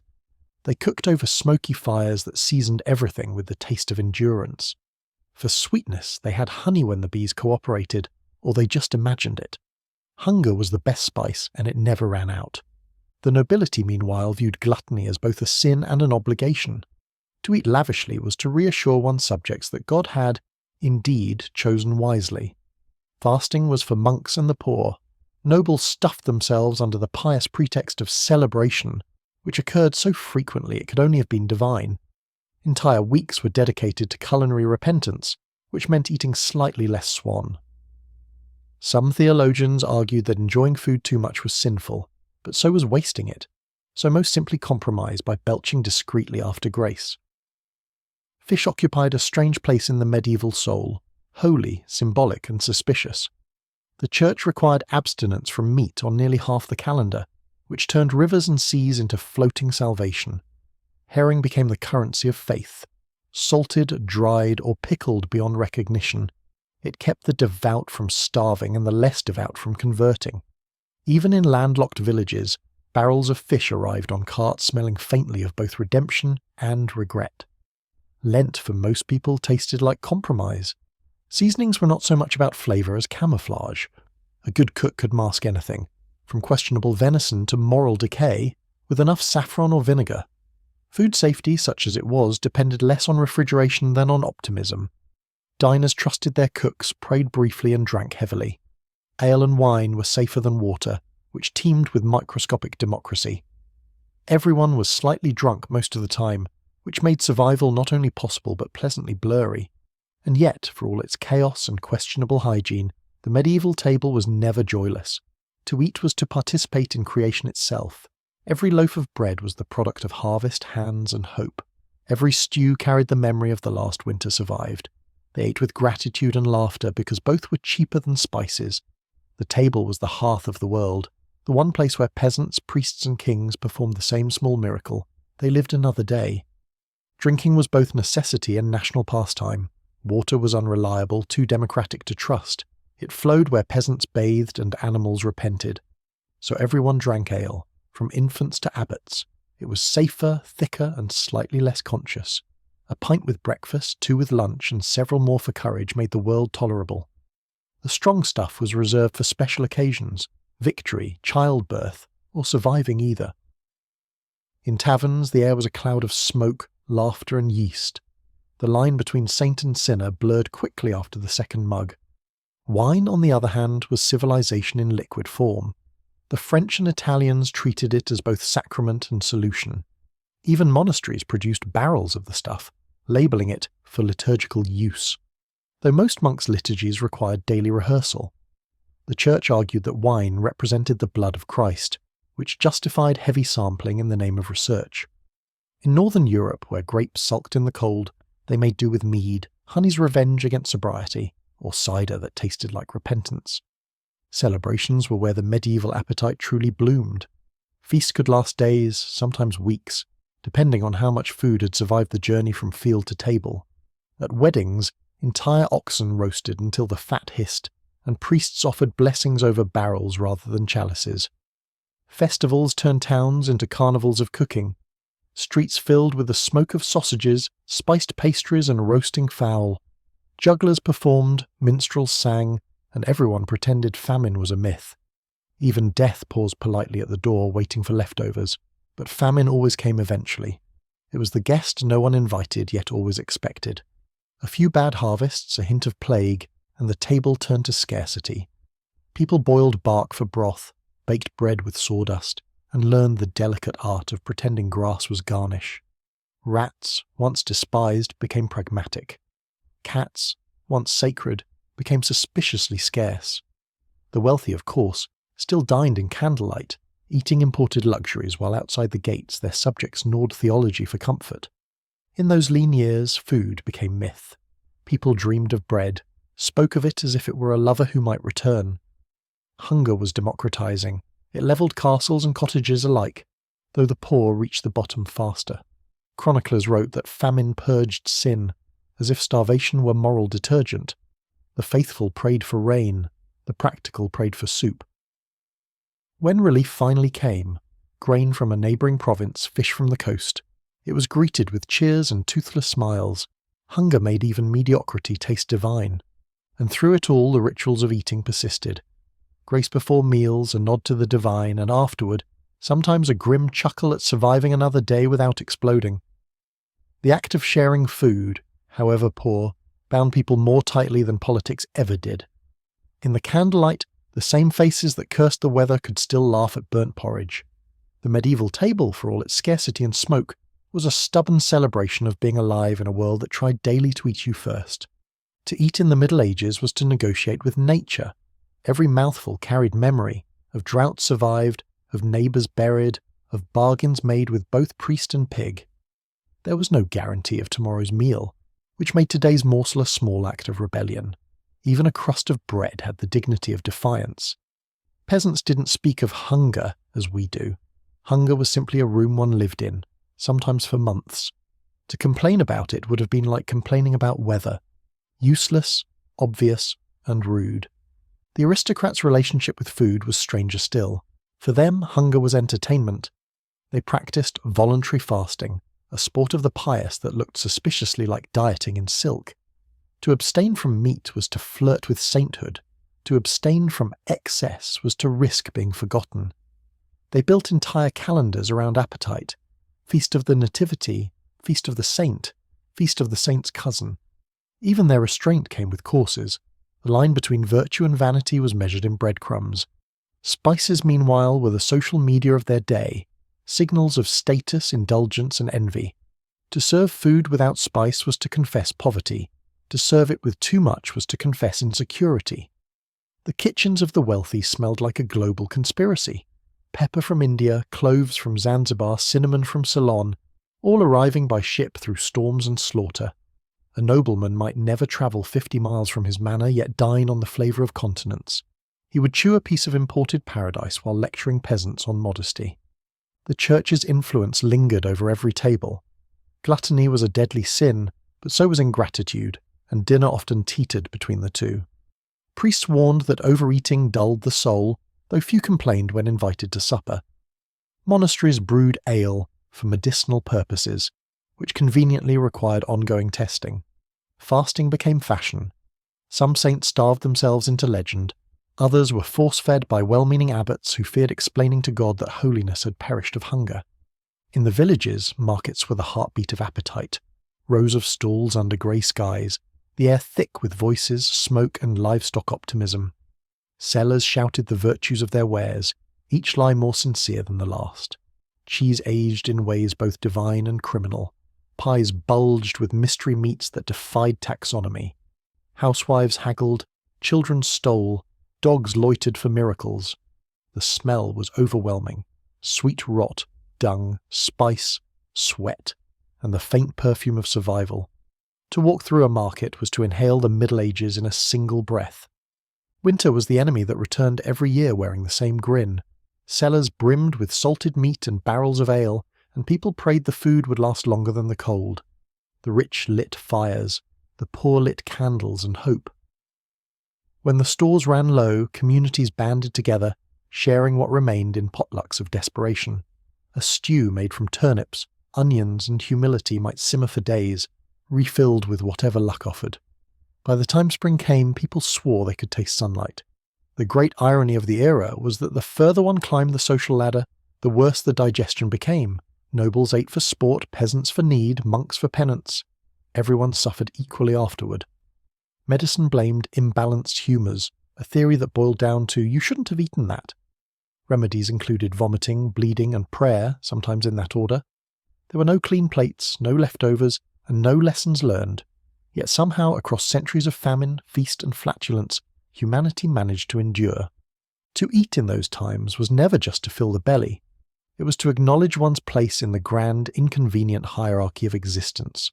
Food was theology as much as sustenance. Bread was not simply bread. It was the body of Christ, the emblem of work, the currency of mercy. The priest lifted it in blessing. The peasant baked it in silence, and both believed it contained more meaning than flour should reasonably bear. Every crumb that hit the floor was treated with reverence, swept up as though it might sprout salvation if watered properly. Meals began and ended with prayer, as if to remind the eater that pleasure was always on probation. A stew could be rich, a roast tender, but joy itself required justification. Eating well was allowed, but enjoying it was dangerous. Laughter at the table was fine, so long as it was directed upward toward God and not inward toward satisfaction. There was a superstition that to eat greedily was to invite devils into the stomach, small red creatures who caused both sin and indigestion. For once, theology and biology may have agreed. Hunger, on the other hand, was holy. To be hungry was to share in the suffering of saints, to polish the soul through emptiness. Monks fasted until their thoughts floated and their bones turned philosophical. The poor did it without meaning to and achieved the same enlightenment for free. It was said that a man who endured hunger patiently would earn paradise, though he would rarely live long enough to test the hypothesis. The Church, generous in metaphor, assured everyone that heaven's table was always full and its wine never watered. It was small comfort to those gnawing on moral fibre in the meantime, and yet there was humour in it all. Quiet, bitter, unbreakable humour. The peasants in their smoky cottages joked about angels stealing their bacon, or about saints who looked suspiciously plump for martyrs. They laughed because laughter was lighter than hunger. The nobleman laughed too, though for different reasons. His laughter usually had gravy in it. But both kinds of laughter sounded the same after enough ale. The Middle Ages was not an era that took joy for granted. It mined it carefully from the cracks between hardship and hope. Travellers often noted how communal medieval eating was. People shared not only food, but appetite. They tore bread and passed it down the line. They drank from the same jug without fear of contagion, because life was contagious enough. The modern idea of the private meal, a single plate, a single fork, a single silence, would have struck them as obscene. They ate together because they suffered together, and for a few moments at least the world outside, the war, the taxes, the cold, felt slightly less immediate. The smells of those meals have long since vanished, but you can still imagine them if you try. Smoke curling through rafters, the sweetness of honey and beer, onions melting in a pot, meat sizzling with ambition, and beneath it all the deep, honest scent of human endurance. It wasn't refinement, but it was real. They didn't dine. They survived poetically. In the end, the medieval table was a kind of calendar, marked not by hours, but by hungers. Time passed from meal to meal, from scarcity to feast, from grain to grain. The year itself was carved into flavours. Lent's fish and fatigue, Easter's lamb and forgiveness, autumn's apples and ale. A good harvest was not abundance. It was grace. Each season came with its own taste of relief, and every mouthful was an unspoken prayer that next year's bread would rise. Food defined class, faith, and the fragile edge of survival. But beneath all the hierarchy and ceremony ran the same humble rhythm, the need to eat and the fear of not eating. Kings and beggars shared that truth, though only one of them had spices for it. The nobles dined beneath chandeliers, the peasants beneath smoke-stained beams. yet both bent their heads before the meal, unsure which would last longer, the bread or the peace. And though the centuries have since scrubbed the grime from our hands and replaced their coarse bread with comfort, something of them lingers in us still. The gratitude that flickers before the first bite, the relief that, once again, there is food on the table, the faint inherited memory of the times when a bowl of stew shared by many felt like a miracle. They lived closer to hunger, but perhaps closer to holiness too. The fire fades, the bowls empty, and night settles over the village like a heavy quilt. Someone burps softly, someone thanks God, and someone already dreams of breakfast. The world, even in its filth and famine, keeps feeding itself. Humanity, for all its errors, always manages to find one more meal, one more laugh, one more day to chew on. And in that slow, smoky rhythm between hunger and satisfaction lies the secret of how the Middle Ages survived, and, in a way, how we still do. By daylight, the medieval meal was a spectacle of survival, with rules only slightly less confusing than the Ten Commandments. Eating, like everything else, was an act of hierarchy. The closer you sat to the salt, the closer you were to power. Salt, that glittering mineral of miracles, was kept in ornate cellars at the Lord's right hand, where only the favoured could reach it. The rest of the table looked on with polite hunger, pretending their food wasn't bland enough to qualify as penance. Above the salt meant noble, fragrant, and worth listening to. Below the salt meant everything else. There were no forks yet. Those came much later, introduced with scandal, as though pronged metal were a moral threat. Fingers were the universal utensil, washed perfunctorily in a communal basin before and after the meal. The upper classes prided themselves on dexterity, daintily stripping meat from bones without appearing carnivorous, balancing greasy morsels on the thumb joint like saints resisting temptation. Napkins existed, but were shared or sewn onto the tablecloth itself, a single long towel of collective hygiene. One could trace social class by the stains. The lord or lady at table ate first, and everyone else waited for permission to mimic them. It was less dining than choreography. Servants circulated with jugs of ale, pitchers of wine, trays of steaming mystery, and a sort of institutional patience. Leftovers from the high table became the next course for the middle ranks, and whatever survived that descent was collected for the poor at the gate, who blessed it with the enthusiasm of the truly unpoisoned. It was the first known instance of trickle-down economics, and it worked about as well. Conversation, where permitted, revolved around religion, hunting, and digestion. To speak of money was vulgar, of war too bloody, and of love too dangerous. Flattery was the safest seasoning. The men boasted, the women pretended not to hear, and the servants pretended to be invisible. Etiquette books advised never to lick the knife, never to belch too loudly, and never to remark when the meat was still bleeding. The cook might take it personally, but if you vomited, which was common, do so discreetly behind your napkin and offer thanks before continuing. For the poor, mealtime had fewer rules but equal ceremony. Families gathered around a pot of pottage, dipping their bread trenchers into the thick stew in silent rhythm. It was communal, humble, and strangely intimate. The kind of meal where conversation wasn't needed because survival was conversation enough. When meat appeared, it was shared bone by bone, and children gnawed what dignity left behind. They didn't need etiquette. They had gratitude. The rich wrote manuals on table manners, the poor invented table prayers. In monasteries, meals were eaten in silence, the only sound the scraping of spoons and the droning of scripture. The reader of the day recited holy texts, while the brothers chewed penitently, as though each bite required absolution. It was a peculiar torture, a hot stew in front of you, the smell divine, and your neighbour reading from Leviticus about moral impurity. Some monks claimed it strengthened the spirit, others just claimed indigestion. Banquets for the rich could stretch into the night until the candles guttered and the wine blurred hierarchy into something resembling honesty. As the courses multiplied, so did confessions, flirtations, and accidents. Dogs roamed underfoot like opportunists of grace, snapping at dropped relics of gluttony. Music swelled, laughter cracked, and for a brief, dangerous moment, everyone felt equal in appetite. The following morning, equality was revoked, replaced by hangovers and regret. To eat in the Middle Ages was to perform gratitude in public and hunger in private. Food was never taken for granted, but neither was it trusted. It was both blessing and gamble, salvation and stomachache, a daily rehearsal for the unpredictable generosity of life itself. Behind the feast lay the kingdom's true battlefield, the kitchen. It was not a room so much as a weather system. Perpetual smoke, shouting, and the smell of ambition on fire. Great stone hearths burned day and night, their flames devouring logs the size of coffins. Soot painted everything, walls, pots, faces, until even the bread looked medieval before it left the oven. Cooks moved through the haze like blacksmiths of appetite, wielding iron ladles instead of swords, each scar a small footnote in culinary history. The head cook ruled with the authority of a small tyrant. He commanded an army of scullions, spitboys, and apprentices who spent their days turning meat, fetching water, and trying not to die of boredom or burns. Discipline was measured in grease.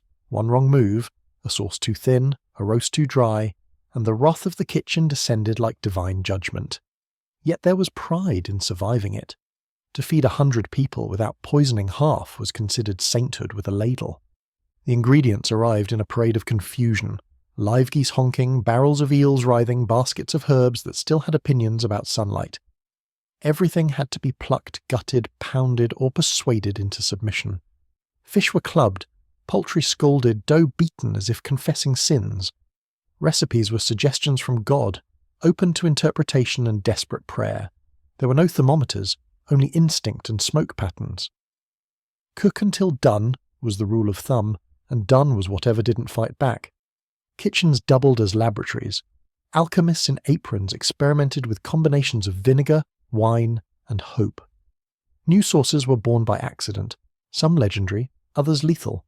Tasting was a high-risk profession, and loyalty among tasters was short-lived. Herbs were added not only for flavour but for moral reasons. Sage was for wisdom, parsley for purity, rosemary for remembrance, garlic for courage and marital honesty. The result was a stew that smelled like an argument.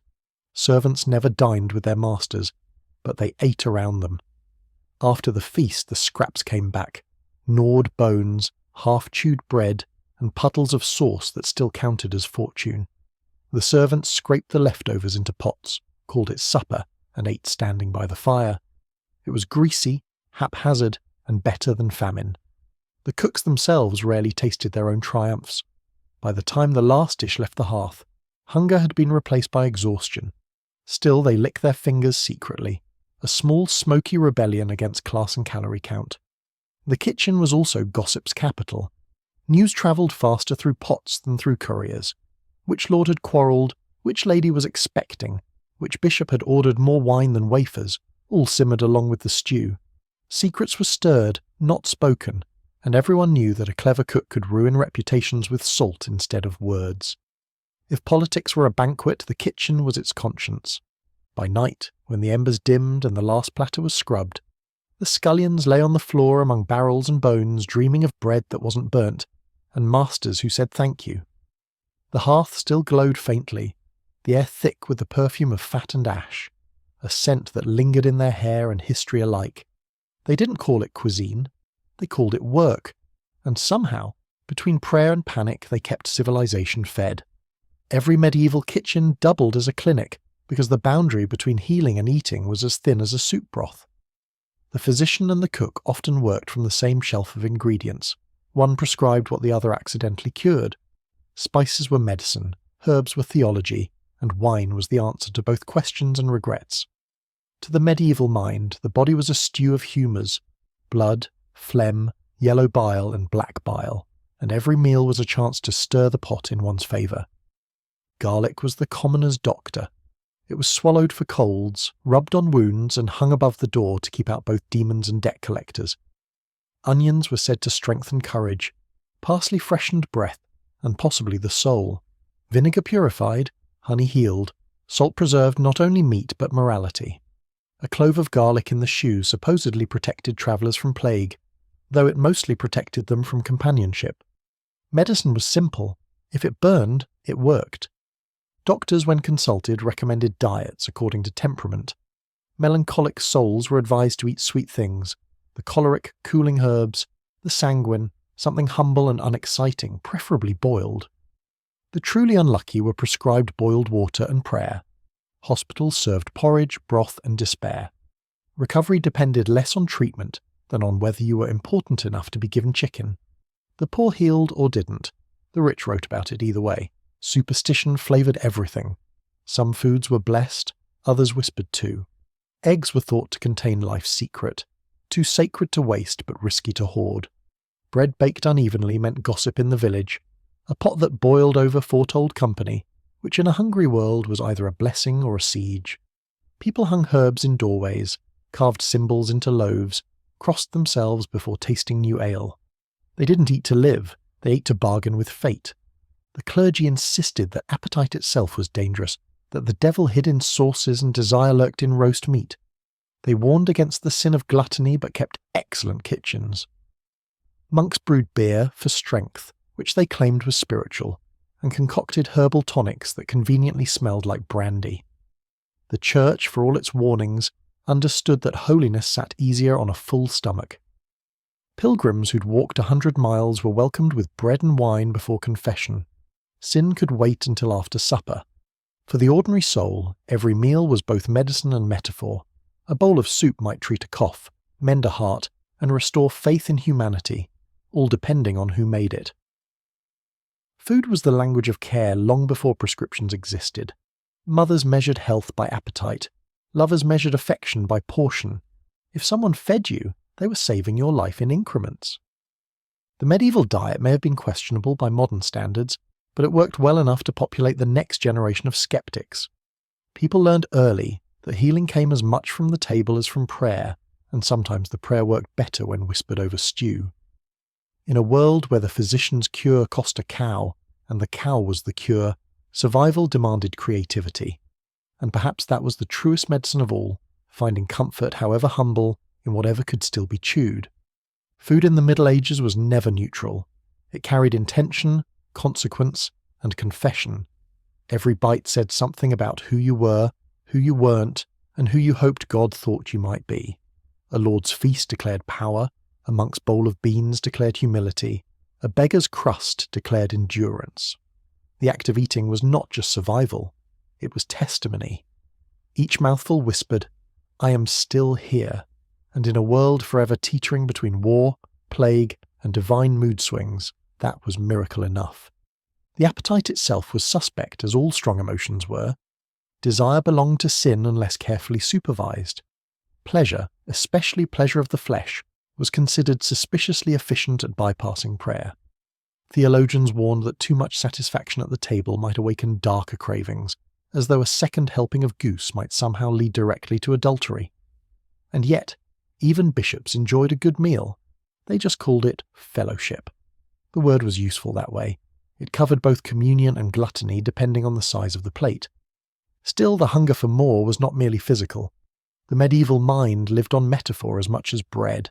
To hunger was to feel human. To be filled was to risk forgetting one's dependence on heaven. Fasting, when done voluntarily, was a form of courtship with the divine, a way of saying, "I can do without the world, but not without you." The poor who fasted involuntarily achieved holiness by default. Their piety was economical, their reward was theoretical. There was also a kind of grim joy in the predictability of hunger. You could rely on it in ways you couldn't rely on kings or weather. The body at least was honest about its needs. People spoke of hunger the way monks spoke of temptation, an old companion, never conquered, sometimes cherished. To be hungry was proof that one was still alive, still tethered to the cycle of sunrise, toil, and the faint promise of bread. Hunger was the heartbeat of faith. Meals were where philosophy and fatigue met halfway. A man might ponder his soul while chewing cabbage, and come to no conclusion but peace. Even the simplest meal, bread, ale, cheese, had a rhythm to it that soothed the mind. To eat was to pause the chaos, to create a small circle of warmth and trust in a world otherwise cold and indifferent. The table became a border between despair and endurance, and everyone, regardless of status, sat on both sides eventually. And though they didn't know it, their simple rituals shaped the centuries that followed. The custom of blessing food before eating became habit long after people forgot what they were thanking heaven for. The act of sharing bread became the blueprint for community itself. The word companion comes from companis, those who share bread. It meant more than friendship, it meant survival by proximity. To eat together was to be safe together, even when there was little to eat. There was something almost sacred in the way hunger tied the world together. It spared no one, and so it humbled everyone. The king with his gilded platter and the peasant with his cracked bowl felt, in their own ways, the same dull ache at dusk. The difference lay only in what filled it. One ate to celebrate, the other to continue, but both were answering the same ancient question. How do we keep going? In the monasteries, where silence stretched longer than hunger, eating was an act of meditation. Each chew was a prayer, each swallow a surrender. The monks believed that moderation kept the body obedient and the spirit sharp, though even holiness grew cranky on an empty stomach. Fasting was supposed to bring visions of angels, it more often brought headaches and vague irritation. Still, they persisted, because to feel hunger was to flirt with revelation. Maybe God lived in that emptiness between appetite and endurance. For common folk, the holiness of hunger was less philosophical and more practical. It taught patience, charity, and the wisdom of not wasting crumbs. People saved bits of bread for travellers, spoonfuls of soup for strangers, scraps for dogs that prayed with their eyes. They knew generosity wasn't measured in abundance, but in what little you could spare. Sharing food was how humanity apologized to itself for being unfair. Superstition laced every bite. The first loaf of a new harvest was given to the church, the last to the poor, both bribes to fortune. Bread baked unevenly meant someone in the household was lying. Bread that cracked in half meant someone would die. There were charms to keep milk from souring, songs to make butter churn faster, and blessings muttered over cauldrons to keep envy from curdling the stew.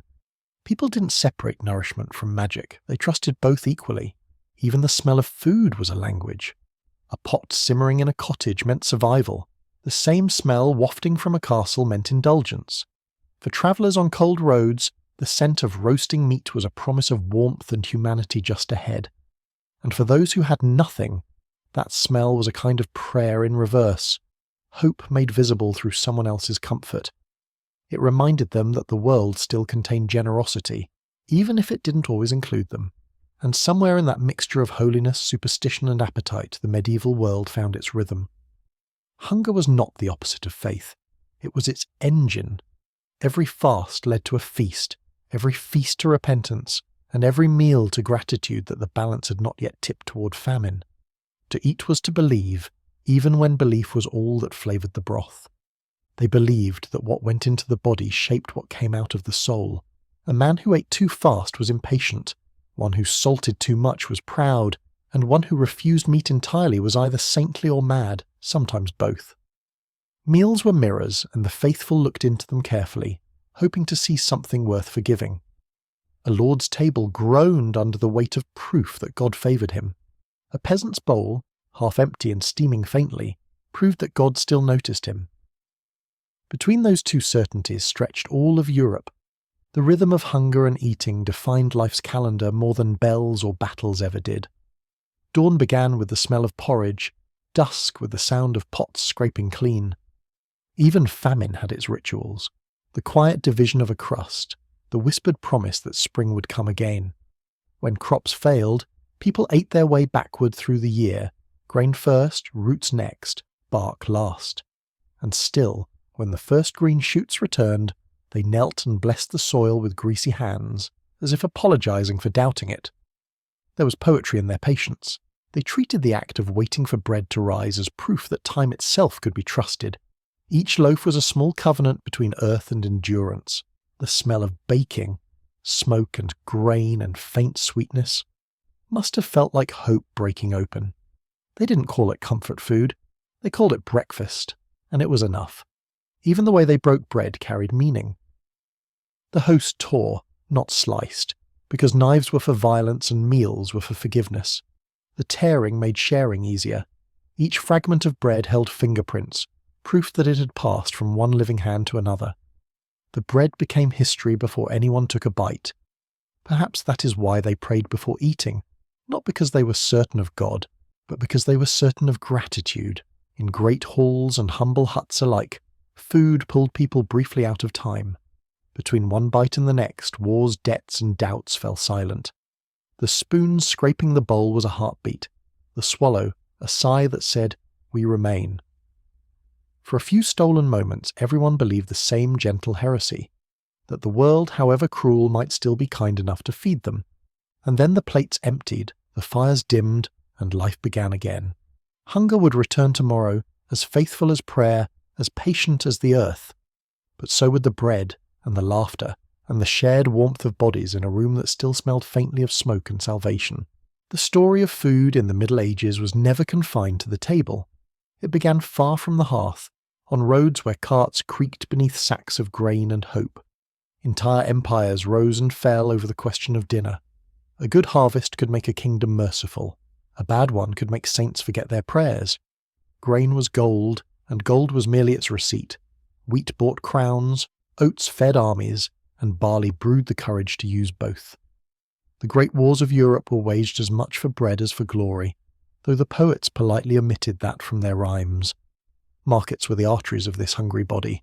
Every town had one, a square paved with mud and ambition, where butchers, bakers, and miracle peddlers shouted themselves hoarse.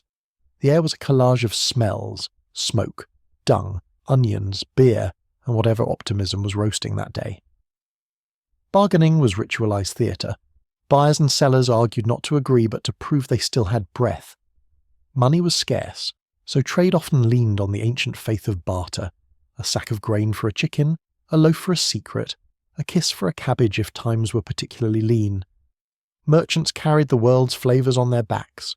From the ports of Venice and Genoa came the holy trinity of taste: pepper, cinnamon, and clove, each more valuable than confession.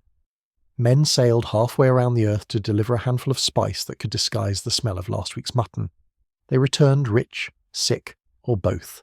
Every grain of pepper that fell onto a nobleman's plate had travelled through storms, taxes, pirates, and prayer. It was the most expensive way in history to pretend dinner was fresh. Trade routes stitched continents together like a greasy tapestry. Caravans crossed deserts with camels that smelled faintly of everything they'd carried: dates, salt, incense, silk. Ships groaned into harbour with barrels of wine, amphorae of oil, and sailors who'd forgotten what fruit looked like. These goods passed from hand to trembling hand, growing dearer with each border crossed, until the final buyer paid for both the product and the legend that came with it. A loaf in London might cost a field in Florence by the time everyone had taken their share. Behind every spice and loaf stood a labyrinth of taxes and tithes. Lords took their cut, bishops theirs, kings whatever remained. Peasants paid in grain and sweat. The church collected in kind, for charity it said, and then resold the same grain to fund cathedrals large enough to echo God's silence. Famine was often less about weather than accounting. There was always enough food somewhere. It just happened to belong to someone else. Yet the market was more than commerce. It was spectacle, democracy in dirt form. A farmer might stand beside a monk, a thief beside a nun, each pretending not to notice the other's scent. Musicians played, beggars performed miracles of guilt, and gossip flowed as freely as ale. The market square was the one place where people could measure their poverty against the world and call it participation. If a man could sell enough turnips to buy a candle, he could consider himself briefly in business. Trade also meant stories. Every merchant carried tales with his wares, of distant cities where bread was white as clouds, of lands where sugar grew on trees, of seas filled with fish so large they could swallow a boat whole and then apologize. People bought the stories as eagerly as the spices. The imagination, after all, was the cheapest luxury. A whiff of cinnamon on a grey morning could make even a peasant feel cosmopolitan. And through this great exchange of goods and gossip, the world slowly discovered its own hunger for connection. Food travelled farther than faith, faster than armies, more honestly than treaties. You could stop a crusade, but not the smell of roasting meat. Wherever men went, they brought their hunger, and wherever hunger went, the market followed, loud and eternal as bells. By evening, the markets emptied, leaving behind footprints, husks, and the echo of bargaining. The carts rolled home over rutted roads, the candles guttered in the stalls, and the smell of onions and ale clung to the air like memory. Tomorrow it would all begin again, new bread, new prices, the same hunger in different pockets. Civilization, it seemed, was nothing more than a long attempt to keep supper on the table.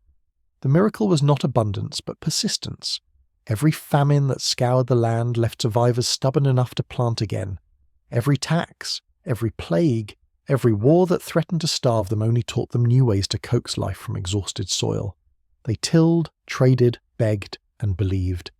They learned to turn scarcity into ritual, hunger into prayer, and food into faith. And so the Middle Ages endured, not because it was clean or kind or clever, but because it was fed. Bread still rose, ale still foamed, and somewhere a cook still tasted the stew and nodded. The centuries passed like meals, some bitter, some sweet, all necessary. The table, however poor, always found its way back into the light. When we look back now, past the smoke and the sermons, what we see is not misery but survival. Hands sharing bread, laughter over thin stew, the quiet dignity of people who kept the world going one mouthful at a time. The fire burns low, the bowls are empty, and the story sleeps, but hunger, faithful as dawn, waits patiently to wake it again.